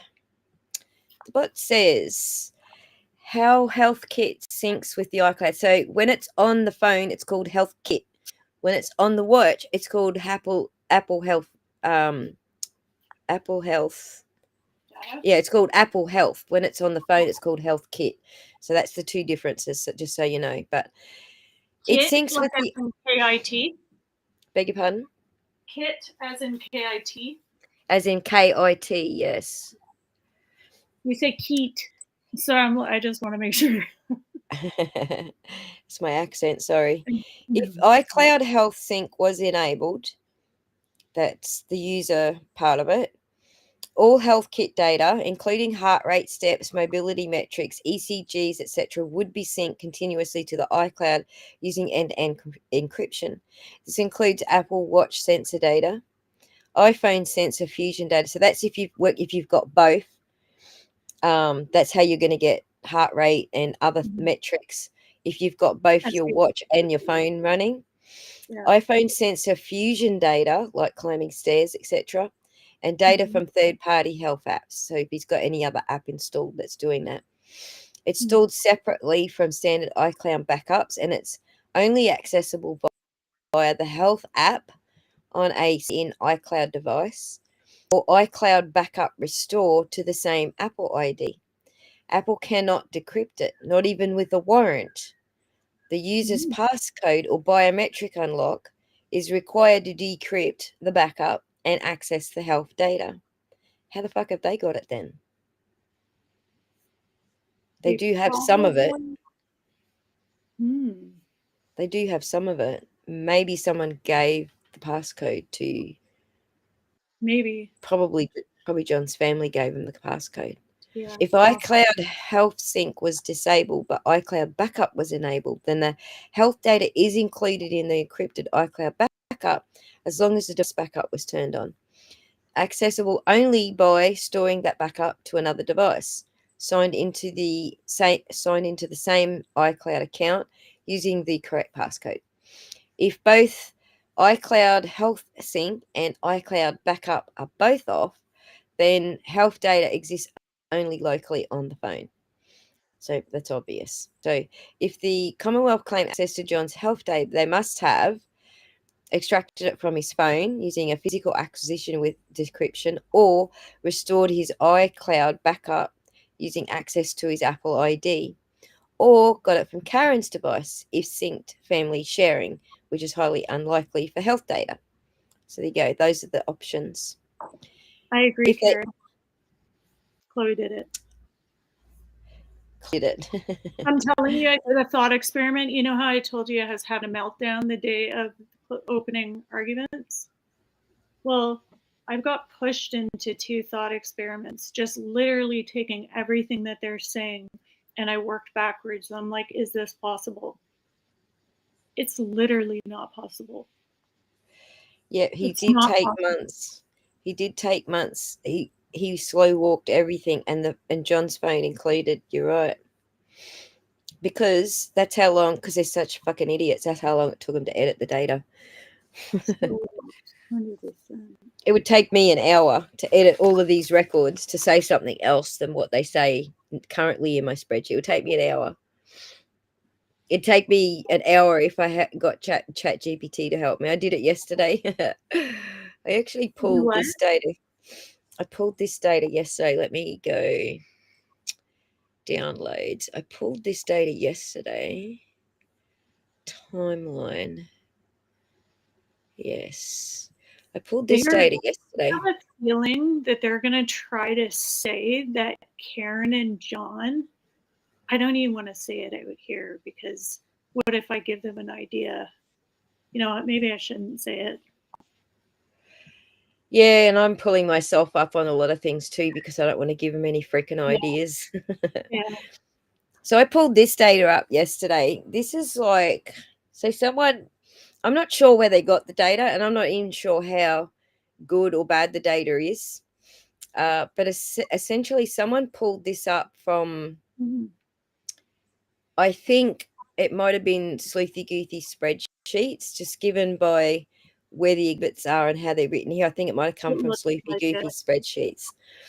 So I I copied it. The person who got it obviously had access to copy from Sleepy Goofy spreadsheets. I can't copy from them. I can't download them and make a copy on my hard drive. I can't because she's got it totally locked down. So I was like, yay, if this is Sleepy Goofy spreadsheets, then I want a copy of that because I can't freaking do it any other way. So essentially, that's what all of this data is from Sleepy Goofy's spreadsheet. I got everything ordered into the right columns using GPT. I just went like, here's a great big long string of Sleepy Goofy spreadsheet that someone pasted into Grok. And got the AI to help me organize the data back into columns and rows in an Excel spreadsheet again. So that's what this is. But if I ask, let me just have a look. If I ask it questions about this spreadsheet, so this last column here, I added this last column here myself. This last column here says, what's the score? What's the plausibility score? Is it plausible? So 3's right in the middle. It's plausible. Brian Albert, Nicole Albert, Kate Albert arrived at 34 Fairview at 2:10. I put plausible, but they didn't leave until 12:11. Like they were all leaving the bar then. They were all at least 5 or 10 minutes from home by then, or 6 minutes. I think we worked. No, 5 minutes by the regular path, 6 minutes by the path that Karen and John took. So they couldn't have been home before 12:16. So even though I put plausible for those, I'm not too quibbly about that. But things like Ryan Nagel turns in to Fairview Road a few seconds behind Karen at 12:23. That can't be right because John arrived at 12:19. We've got him on the phone when he does that U-turn. We've got him on the phone with Jen going, just give me the freaking address to put into Waze right here. Then he arrives there at 12:19. So Nagel's not 3 minutes behind them. Nagel's seconds behind them. So I know that was questionable. I know this one's also. Remember, there was that text message that Jackson tried to get into evidence with Jen McCabe about when she asked Julie Nagel for her text message saying here or on my way or something like that from Ryan Nagel. So, and she tried to get it, he tried to backdoor it, and she was like saying, oh, I see this on the paper, but I just don't remember it. So then Bev said, well, you can't say it then. But I kind of think that's interesting because the Waze clock, if the Waze clock is on monotonic time, what time are they saying she got there? Is it 19 minutes after? 12:19 by the Waze clock. Yes, so that has to be the same for Ryan Nagel. It's about the same time frame. Let me share this other spreadsheet, forensic timeline events, because this is my best guess based on logic, not any of the freaking times that they've given us, because we know they're all bogus, right? But this is based on logic, this one here, right? Let me just get it. Can you see it all? Oh, perfect. I'm going to screen cap that. Okay. Yeah, I can send you a copy if you like as a CSV or something. But so just working it out by logic, right? I sat there and drove like in real time from Waterfall through to, I don't know if you saw that video, through to 34 Fairview Road along the route that Karen Reid took. She admits she took a different route because she didn't want to just drive straight through town and get pulled over for DUI. Well, she didn't say that, but she did say I took back route. Yeah. So I know that that's the route they took. So we know from the CCTV that John exited the bar at 12:11. We know that Jen was leaving. She had left the bar area because of her phone data. So she's she's already pulled out of the car park and on the road at 12:13. Then John says where to. So they haven't actually left the car park yet. because he's trying to get a bearing on where the hell they're going. So at 12:14, she calls him back. Instead of texting him back, she calls him back. So they're on the phone getting verbal directions. Then Karen's car's like, okay, I know where I'm going now. It's on Washington Street. That's the traffic lights just outside of the waterfall bar area. It's only meters away from the waterfall bar area. That comes from the CCTV. And we know that she's en route. We know that the speed limit is 25 miles per hour. So with that data, 12:15 departure from the Washington Street traffic lights at 25 miles per hour, I drove in real time to 34 Fairview Road. So essentially, this is the timing that we've got, right? Temple Street, verified by CCTV. That's the temple on Temple Beth Abraham. That's the one. Yep. And then she turns onto Cedar Crest, right? I picked that time because I calculated that, reverse engineering the time from all of this back here. So it had to have been 12:17 when she was on Cedar Crest. Yeah. It had to be 12:18, and this works with my driving there in real time. Perfect. At 12:18, she's overshoots Fairview, does a U-turn. So that's where that happens. John's on the phone going, give me the fucking coordinates. I want the address so I can put it into Waze, because they've already got lost. They've overshot the turn. They don't know where they are. It's nighttime. They've both been drinking. So obviously that's what he's doing, is trying to get Jen to spit out the freaking address instead of giving him verbal directions, which she actually admitted to on the stand. How right was I when I called that? I said that all of this was verbal directions until he got to hear it. He chucked a tantrum and said, give me the Waze. Okay. At 12:18, his phone is pinging, and it makes sense that he's pinging because he's ringing Jen McCabe. So it makes sense that his phone's actually doing that ping at 12:18. And he puts him in the Cedar Crest area. 12:18, he's now entering into Waze because they've done a U-turn. They're probably halfway through their U-turn while he's entering it into Waze. Finally gets the address out of her. That puts him at the. It doesn't take him a whole minute to get around the corner. All right, but it might have taken him 30 seconds or so because they pulled up as Nagel was coming into that area. So they might have slowed down, and both of them sort of sat there going, are you going? No, you go. I'll flash her. You go. That matches perfectly with my timeline. I'm right. Right. Sorry. That's all right. And so at around the same time that John's arriving, so if John arrives at 12:19:29, according to the Waze monotonic time, because it's adjusted from 12, obviously, then Nagel is a few seconds behind him. So that puts Nagel there at exactly 12:20, and 12:30. It puts John at the house at 12:19, 12:18, 30. Which is when the first 14 steps get logged. That's only 7.5 feet. So I don't know. Oh my God. That's only 7.5 feet. That's only the length of his body, 1 foot bigger than the length of his body. So he hasn't moved far from the car at this point, right? He took 14 steps. And then I don't know. A distance of what? Do you know? A distance of 7.5 feet. Are you looking at the screen? I've got it highlighted. Yeah, I see it now. Sorry. 7.5 feet only. Okay. Right. That's the first bit of movement when he arrives. That matches the Waze saying he arrives.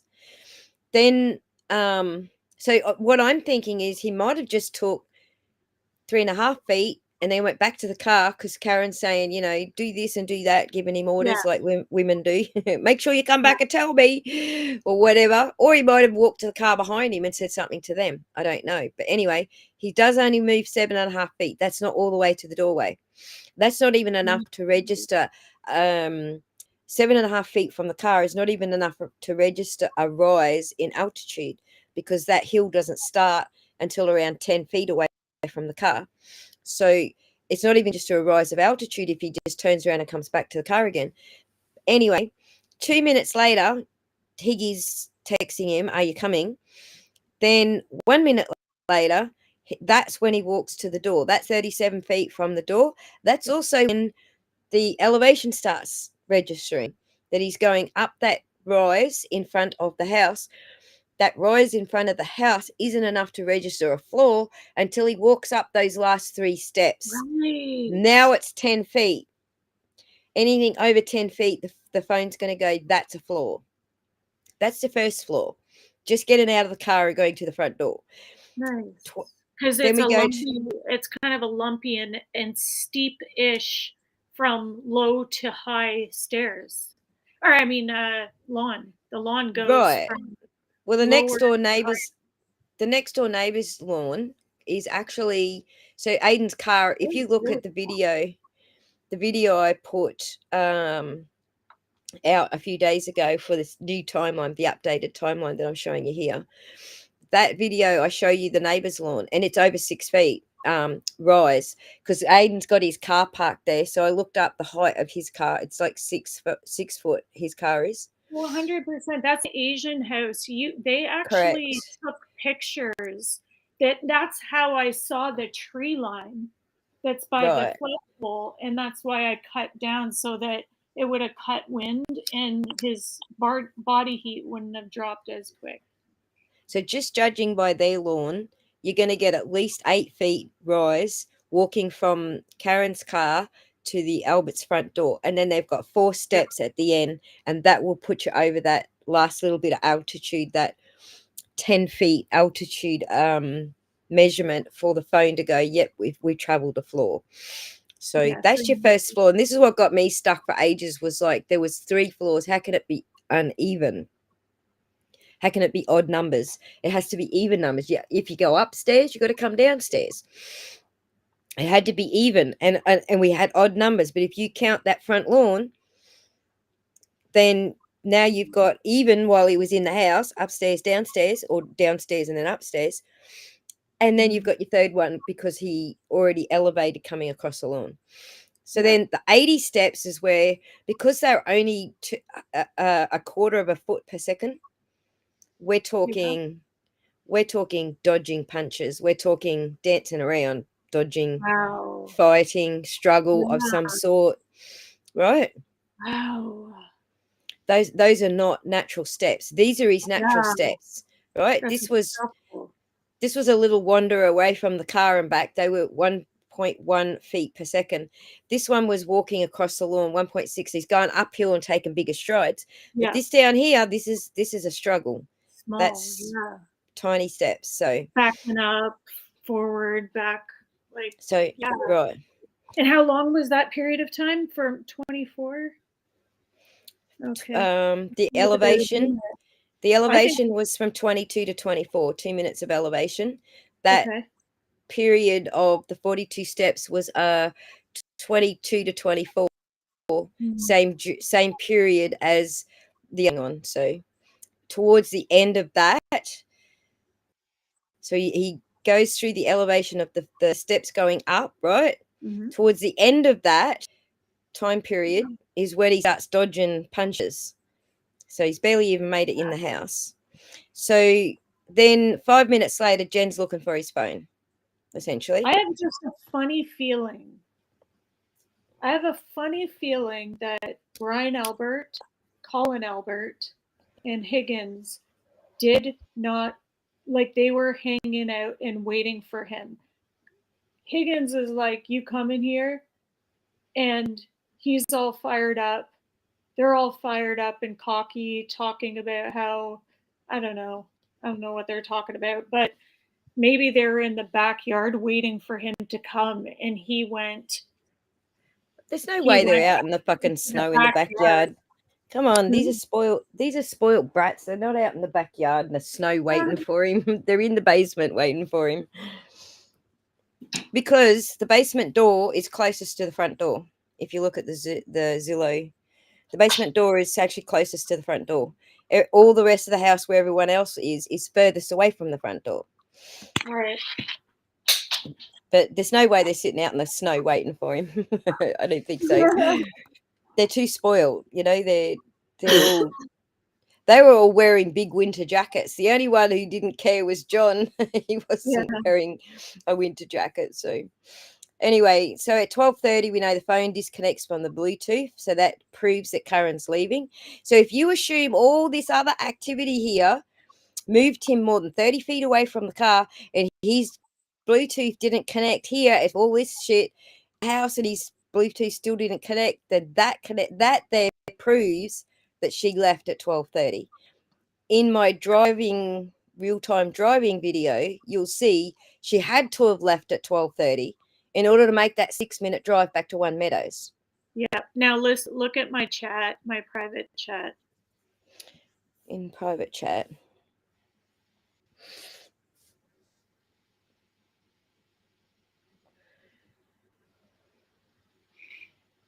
No, they can't.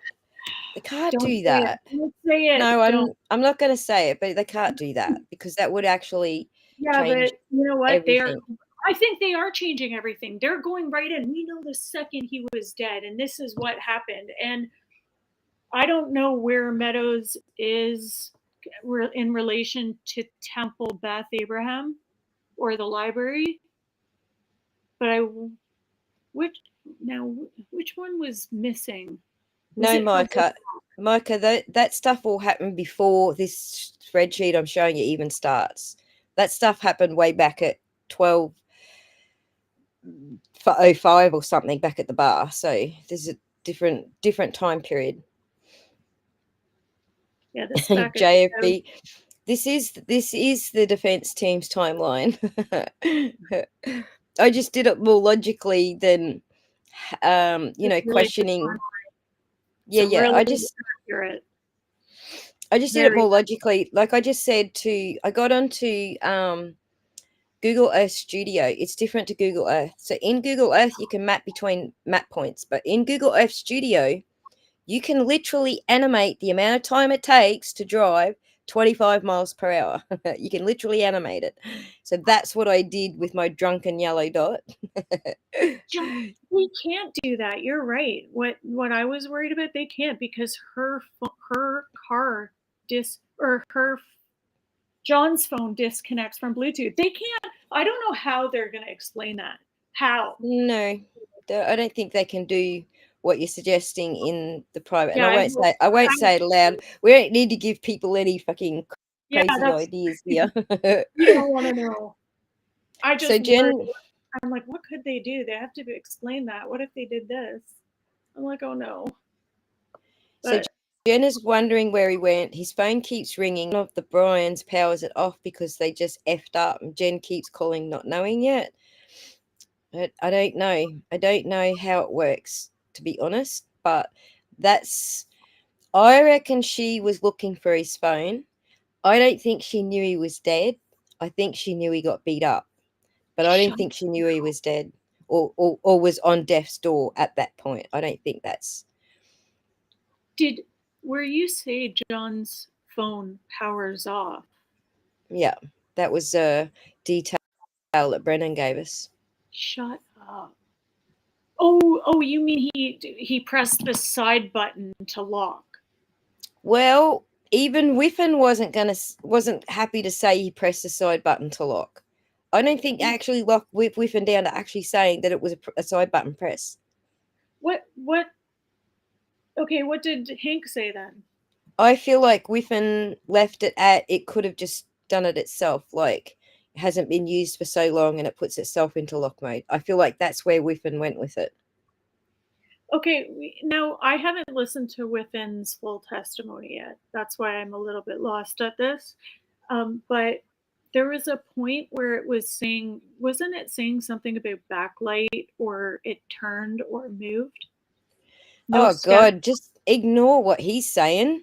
What Whiffen's telling you is the sensors that he's giving you his freaking stupid rundown on are not Doppler. There's nothing to do with Doppler. Those sensors are actually to prevent butt dials. That's what he's reading on the screen. He's going, this is Doppler. And then he tells you about all the sensors that prevent butt dials. And I'm like, that's not Doppler, dude. clearly you don't get what Doppler is. Like, clearly having a college education here is like, you know, significant if you want to be a data analyst, for example, because he obviously doesn't get what Doppler is. But we did a whole video on Doppler, the event stream straight after Whitman's testimony. If you want to hear that, feel free to go watch it. But sorry, I was just reading something. Vent stream straight after Whiffin's testimony. We went right into what Doppler is and why Whiffin's way off, and not even.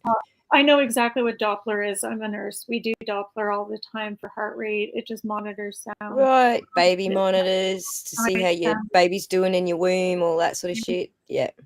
If John and Higgins had words outside, suppose the flirting and kiss got exposed. Helps explain Karen's excessive evening of calls. And maybe Karen's excessive evening of calls is because he slapped her in the head with a pillow that morning, acted like an asshole all day. Take it from a female here. Acted like an asshole all day. Tells her I only just sobered up an hour ago and he's going back out to drink again, and he's dragged her back into babysitting again. That's what Karen's excessive evening calls were about. Nothing to do with Higgins. And she legit thought he was cheating too, which leads me to believe that the Sullivan sluts, that he did kiss her. Karen's not crazy. I think it was a kiss on the cheek. Just from it doesn't sound like to me like it was anything romantic or passionate. I think it was just a kiss on the cheek. And to me, that's not. If my other half kissed someone on the cheek, I'd be upset with him, but that's not cheating on me. I would be upset. I'd be calling him fucking names. Don't you worry. But I wouldn't be going so far as you cheated on me. She saw him kiss her, and I believe she saw what she saw because it happened, and she saw John doing the deep dive tongue throat kiss. That's what you're saying. Yes, I believe that they kissed. He kissed the Sullivan slut, and I just love it. I'm sorry. And then, and she saw what she saw, and he gaslit her. You didn't see that. I was drunk. You didn't see that. It was just a kiss on the cheek. That's, please. Yeah, I do think his phone went flying, Tracy. You don't get punched in the face holding your phone and it doesn't go flying across the room, okay? There's just how shit goes. His phone absolutely went flying, and they didn't realize it. Two things they didn't realize: that he took one shoe off when he got in the door. He was about to take his other shoe off when the dog jumped him, or whoever. Second thing they did, and they only realized that after all the guests left and took all their shoes with them, and went, holy fuck, whose shoe is that? Then sorry. Did you hear the testimony? I have it on my page. I clipped it if you want to hear it, but it was brutal. And I think Sarah Levington, or is it Sarah Levingston? Sarah Levingston, or whatever. Sarah Levington. I can't remember her name either now. You got me confused. I'm like, okay, so I think, or Sarah Levington. We'll just go with that. Yeah. Does anybody in the chat know? They'll tell you, but we know who you're talking about. Yes. Yeah, but she said, so we were getting ready to go. Let me see. Hold on. I'm going to go to my page. Michelle. He was definitely snogging Marietta Slut Guts. For sure. Okay, Ian said two things. Ian said in his direct it was user initiated, but then it was crossed by AJ. He said it could have been the phone itself. I could be wrong there, but that's what I thought I heard. So,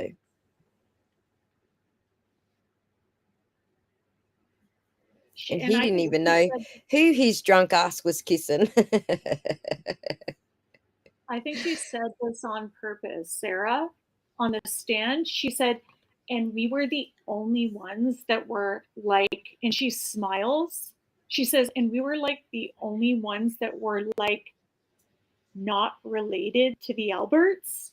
Yeah. So Jen was just like, oh, don't leave yet. You know, it's Brian's birthday. Don't leave. And she just And said when it really sarcastically. And I'm like, oh, is she kind of leaking a bit? Is she saying that to kind of like, it groups together the whole Albert clan. We were going to be the only Alberts left in the house. So she asked us to stay. And it was she was the loose cannon because she's not an Albert. She was a loose cannon, so they had to keep her there. Yeah, and I'm telling you, she gave some stuff away today. I need to watch Levinson again today because I think I fell asleep through that. And it is Levinson. It is Sarah Levinson. Okay, Livingston. Okay. Chat's all on it. Yeah. He said last close, manual side button 1232 or something. So that was, he said last close. Yeah, I feel like he said two different things and it made it confusing. That's why I'm confused. So I'll need to look into that again. And I am going to be doing mashups. So it's all right. We could both be wrong, actually. When I do the mashups, I'm definitely doing a Whiffen mashup. That one's definitely on the cards. I'm not going to do everybody mashups, just the significant ones. Whiffen was definitely a significant one, so we'll do that. When I go back through that mashup, I will double check that. Whiffen and Jen McCabe are definitely on the cards for mashups, right? Is there anyone else? Jen McCabe. Oh, Jen McCabe. Oh my God, she's going to be a treat. And I'm trying to think of who else. As far when it comes down to the significance of what they're saying, I think the two most important mashups are going to be Whiffen and Jen. Yeah. Mm-hmm. Mm-hmm. Especially, I'd love to see something around, like even from Betero about a timeline. You got to do a timeline mashup. Like, what are they going to do? What are they going to do with the timeline? Like, yeah, with this, and then bugging out about the heart or the how, like especially Turtle Boy's reaction to the battery temperature. He's like, but that proves our point. Like, don't you like? I'm almost afraid to say it, but that proves our theory, right? Right. So just there was some great reactions. Right. Actually, do have right on the screen right now this thing that you posted. Let me share the screen. The very thing you're just saying about Sarah Levinson. Oh, you got it. So a little, yes. Hang on, let's get the volume up. Volume's up. Y'all can hear this. I learned how to clip this for my computer. So a little bit before she went out to talk to Ryan, we were talking, myself, her, and then Jen. We're talking about how we were leaving and Julie's older brother was going to come pick us up, and we were the only ones that weren't like related to the Alberts there. So like Brian's friends left. So Jen was like, oh, like don't leave just yet because like we were celebrating Brian's birthday. If you want, myself and Matt can drive you home a little bit later. See, I don't believe that. I think it sounds so sus. Like, oh, we were the only one out of all. Everybody was an Albert. Everybody was related to the Alberts. Everybody was in the group. And then she said, oh, don't leave. It just makes Jen look so sus. Yeah, you know what they know about the garage? They know that John was dragged into the garage, stuffed into the forward edge, and driven out the front. That's what they know about the garage. And the temperature data works perfectly. And the temperature data matches, right? Because it's not as warm as in the house, but it's not outside in the cold, in the snow, right? And it proves that he went in the door, but he didn't go in that door. Obviously, like maybe somebody was hanging around the garage and they said, come over here. But Karen wasn't really paying attention, which is why she had no clue what happened. But he hopped up and he went right in. The dog got involved. I don't know if they took the dog to go pee or whatever, or I don't know. But the dog was there. Gallagher got what the fuck alert today from Emily. What the fuckery? Cool. Emily Baker, yeah. All right. So when I'm doing the mashups, I tend to I look at what people are reacting to, like what the lawyers are reacting to. And if you've got a series of things happening where all of the lawyers are all reacting to that series of things, it makes a really good mashup. Yeah, it Then does. sometimes you've got this one thing, like Emily D. Baker might have picked something out that Gallagher said, and no one else picks up on it. And you just Yeah. got, that's not a mashup. That's just Emily D. Yeah. Baker. So it makes it really hard when they have different reactions to different things. And they seem to, where they were diverging in trial 1.0 in their opinions, they seem to be doing the opposite right now. They're kind of moving apart with their opinions. That's making it harder for me to assess what's a good mashup. So I think they're going to be a little bit more messy, the mashups for this trial. They're just so fun anyway. Like it's not, doesn't necessarily have to tell a perfect story. It's just, I love the difference. I'd love a night and day opinion. Like, I think it'd make it interesting, and it just shows that there's multiple ways to interpret the data, but there's certain things that you cannot undo. And it seems like the Commonwealth is just going to try to ignore some stuff and make stuff up. Mm. Yeah, I'm looking at different things. I got a lot of complaints when I had things like a disjointed story that didn't really tell what was going on, just different opinions all jammed together. I got complaints about that. And then very early in the piece, I was just doing the same reaction to the same bit. So AJ would say blah blah, and I'd get that lawyer's reaction and get AJ to say it again, and then the lawyer's reaction, and AJ says it again, and the lawyer's reaction. Like in the early parts of trial 1.0, it was just classic how each lawyer responded to AJ. But then everyone complained, why did you have AJ say that same thing like 20 times? It's because you had to see the reaction. They didn't react before he finished or after he finished. You had to see the whole thing.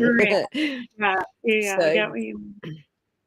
but people are very touchy about the mashups, what they want from a mashup, which is very frustrating. I love your I'm not mashups. as free. There's not one that you didn't. I remember, I know the one that you're talking about. It was more recent. Right. Yeah, I guess it would have been for opens. I still love them. I loved it. I love listening to Ellen, so it doesn't bother me listening to, like, maybe if you listen to Whiffen that much, then that would suck. But I don't know, your mashups, ever since you started doing them, I look forward to them. I make sure I'm like alone and just only doing that. Nice. So fun. Everyone loves the mashups, and like the view counts show that everyone loves the mashups, but it's really difficult to put it together, because I got to sit through, if I'm going to do, so my Brady Bunch thumbnail, for example, has, I think it's 6 lawyers, or is it 8 lawyers? I think it's 8 lawyers. I need 8 lawyers responding to, the same segment that I'm doing the mashup on. And that's really hard. I got to sit through 7 hours of footage from 8 lawyers. And Andrea doesn't usually talk at the moment. I think it's hilarious. She just laughs. Like, she laughed at Jen saying, "Oh, I was in shock." And she's like, she was like just seriously taking notes, and then she just looks up and laughs and then goes back to taking her notes. It was just so, her reaction was hilarious. It's really hard to do, 56 hours of footage. Oh, yeah. You have to watch and try and narrow it down to what this specific segment's going to cover. So but I'm trying to keep it more construct. It used, all my mashups were very messy in the early days, just catching a reaction. Yeah, everything was very messy in the early days, but at this point, I'm trying to keep it very structured, so that you're getting the idea of what the lawyers are saying and what it's actually related to, and you're getting that lawyer perspective on that topic. So I know it's not pleasing everybody, and everybody wants this and everybody wants that. They all got their own ideas of what mashup they want, but that's kind of where I'm going with it. So I'll start trying to remember to put down some timestamps for your mashups, and I'll try to get in the habit of doing that and give you a video and a timestamp. That's perfect. If people know Yeah. exactly the timestamp they want me to include, that Mhm. makes life so much easier. I don't have to search for it. Most people are like, "Oh, Emily D. Baker said blah blah blah." It's like, yeah, that's great. It's 7 hours Where? of footage. I don't know actually where Yeah. she said that. And they all look the same. It looks the Not same. It's the same guy testifying and her. And you can't tell the difference, and you have to watch the whole thing. Unless you kind yeah, of see, like, when the video gets older, you can see most watched, like the different stats the on the most video. watched segments. Yeah, Yeah. yeah, that helps too. So that Yeah. there's a few different ways that I go about it now so that I don't have to watch 56 hours of footage. So Yeah. but if the audience wants me to include someone's reaction, as I said, just name the video. You can't post links in my in anywhere because that's how YouTube works, but you can name the video. It's Emily D. Baker's day 8 and the timestamp 12 whatever 12 minutes and 47 seconds or Mhm. whatever. That helps me to Yeah. nail it. So if you do have Yeah. those, I'll please. 100%. I'm Yeah, and every now and again, if you watch my posts in the community posts on YouTube, I do actually ask people to give me the name of the video and the timestamps when I'm trying to like get the audience to help. But nobody does it. Like they all go, "Oh, I loved Yeah. Emily D. Baker's comment." It's like, yeah, that's not helpful. Yeah. You know what? I'll start to, like, I might forget sometimes, but I'll start to get in the habit of either getting you a clip. I learned today, like the clip that you saw on my page of Sarah Levinson. I made that. That was my first clip I ever made. So I Oh, didn't know cool. how to. I didn't know you could screen record. So Uh-huh. like a video. Yay. So it took me a while to hit her hammer. I was like, "Hey, buddy, tell me how to do that."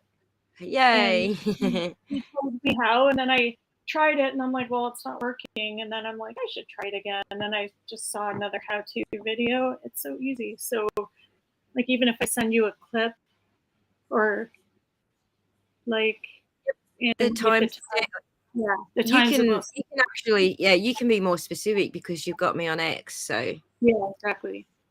yeah. And I'll All write right. them down. It'd be good if you guys, tell me your timestamps. Name the video. Don't put the links in. Just name the video. Tell me what Yeah. you want me to capture, and I'll go for it. But if I'm watching a stream, I try right at the start of the day. I'll do a quick swoop. Go visit Melanie. Go visit Andrea. Go visit Tommy. I like do a sweep around everybody and try and give everyone a view.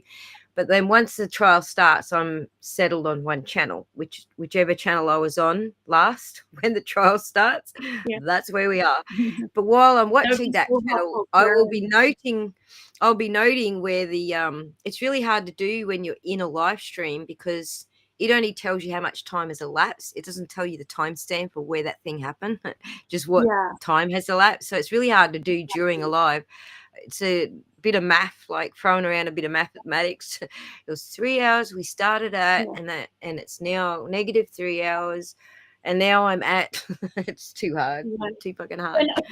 I think there's also, I can put together, like when I'm watching the day, I can put together, it's like, okay, the lawyers are not going to react well to this. Or I wonder what Yes. Melanie thinks of this. I have those thoughts too. So I'll start incorporating that too, to either clips or crazy points, like kind of like that. And Yep. if any of you guys can, you can send them to Ozzy on X Right. or Also, I'll put posts up. So if you want me to, if you all want to do this, then I will just make sure that for each mashup that I'm making, I give you the topic that I'm covering, and then you guys go find the clips that you want in the mashup, and I'll post it on the YouTube comments so that you can participate in helping put the clips together. That's freaking awesome. That makes life so much easier for me. yeah, If and then people want to, get more mashups. But we just get right. extra mashups. We'll do this for you if you give us extra mashups. If I can get these time, so I don't have to watch 56 hours of footage. Yes, Yeah. of course I can do more mashups. Yeah, we should so, have this before. so when I look at, who's the first witness on the stand in the trial, I forget who it was. It was the EMT guy, right? So he's on the stand for, you know, Never. Nuttall, right. So he's on the stand for 4 or 5 hours. So I got 8 lawyers, 4 or 5 hours of watching, you know, Yeah. the basic storyline, and then catching their reactions to different parts of the storyline. So that's Yeah. how I'll do it, but I will just post it into YouTube so everyone can go, oh, we're on Nuttall. That's where I'm at. I don't know that Nuttall's. Was there anything significant we should do on Nuttall? Let's decide now what the significant ones were. I felt the 2 significant ones. I didn't like the Nuttall. Like, it bothered me. It bothered me with the clip they played. It was just, I was a wreck that day. That was my meltdown. I'm like, no, Right. everything's going terribly. Right. No, Jamie, not an email. I don't want to do emails with people. It gets too much. I've got 18,000 subs and I don't need 18,000 emails a day. I'm flat out keeping up with my 20 emails a day. But if you just go to the YouTube comments section, for each mashup, I will put a post there and you can interact on the post. Community posts and on my channel. So yeah, or you can do comments. Or you can don't do comments on the videos. Just do comments in the community posts where I ask you guys to give me the timestamps, because otherwise I can't find them all. Yeah. I've got to look at like 20 videos and 20 different posts. Try and keep it all down to the one post, and then I can keep track of it. Yeah. So like right now, community post anymore. I think they changed it from, it's not the community post anymore. It's the posts post. It's and just they changed the now. name. Yeah, and I didn't know, and I couldn't find them. I'm like, oh my god, they got rid of the section. Yeah. And it took me like a month to figure it out. Let's do it while I've got you all here. Let me go. Hang on. Let me share the screen. Are you seeing my YouTube channel? So for everyone who doesn't know, see the posts. You got my home, you got my videos, you got my lives, you got my playlists and posts. So that's where you need to go. Next mashup is, I think Whiffen is one of the most key ones right now. I don't need to do a mashup for every single person, but we can go back and do other mashups later on those other people if you like. But Whiffen and Jen, I think those are the 2 most important. I'm trying to think of, like, I think Livingston was awesome when she did. When the clip that I have, I thought was awesome. But I don't know how it works with having, like, did she have, I don't know if she had other stuff that was interesting. I don't think they really did. It was too short. Type the channel name, not links. Okay, not links. And the time and the timestamp below. Whoops, below. So they're giving you the instructions. Next mashup is Whiffen testimony. If you have a timestamp you want me to include, type the channel name, not links, and the timestamp below. Post. There you go. That's how you can contact me if you want to give me timestamps. Perfect. Kerry Roberts. Kerry should be one as well. 100%. Let me just create a new list over here. Where the fuck am I? Where's my lists? Not technically, Mr. Jackson. All right. Kerry Roberts mashup. Kerry Roberts mashup. And then Jen McCabe mashup. Kerry's was so bad. Jen McCabe mashup. Okay, they're on my to-do list when we finish the Whiffen one. I'm struggling to keep up with everything here. I've got a car. I've got trying to get a gas leak repaired so that I can get it registered. My grandma's had a stroke, is in hospital. I'm sorry. trying to keep up with, you know, updates for that, and I just haven't had time to do any freaking clips at all. And I'm trying to squeeze these live streams in just to fill in, because I haven't been able to do any videos. So all right, we're good. Now let me have a look here. Holy shit, we're on 4 hours. I have held everybody up long enough. All right, guys, if you want to help, that's now in the post section. Go ahead, hit me with everything you got. You can do more than one. You don't have to stick to one lawyer if you see a ton of lawyers. If you've got any non-lawyer clips you'd like me to include, I do slip them in occasionally, and I sometimes just do a non-lawyer mashup. So if we get enough of them and it's a mashup by itself, like Aiden Carney, LTL, I'm just trying to think who all the people are. Yeah, if you want to do a non-lawyer mashup and just do reactions of theirs as well, I can do that as well. Just let me know. Some of them I can't do. Some of them will copyright strike me. So I kind of got a list happening of those channels that won't let me, but the lawyers never strike me. The lawyers like it. They get my audience watching their channels. They're quite happy because I don't show, you know, their whole stream or their whole whatever. I just give you the snippet to get you interested in that lawyer. Then you go watch their channel, kind of thing. So they like the advertising. Yeah, Rackets does a.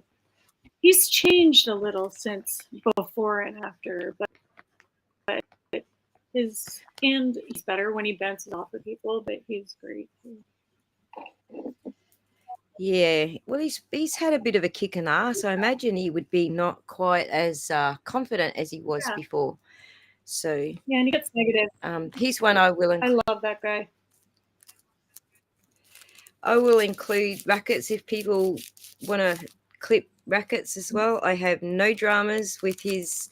Yes, he screwed up. Yes, he deserves a second chance. We're all human. We all deserve a second chance, and you know, I like the guy. Yep, we're all better than our worst act. All of us. All of us, exactly. Brennan, I guess, just not ready. All right, guys, we are done. Thank you so much for sharing your insights with us, Cornpoke. Much appreciated. Thank you for listening. Finally, and I do better when I can think out loud.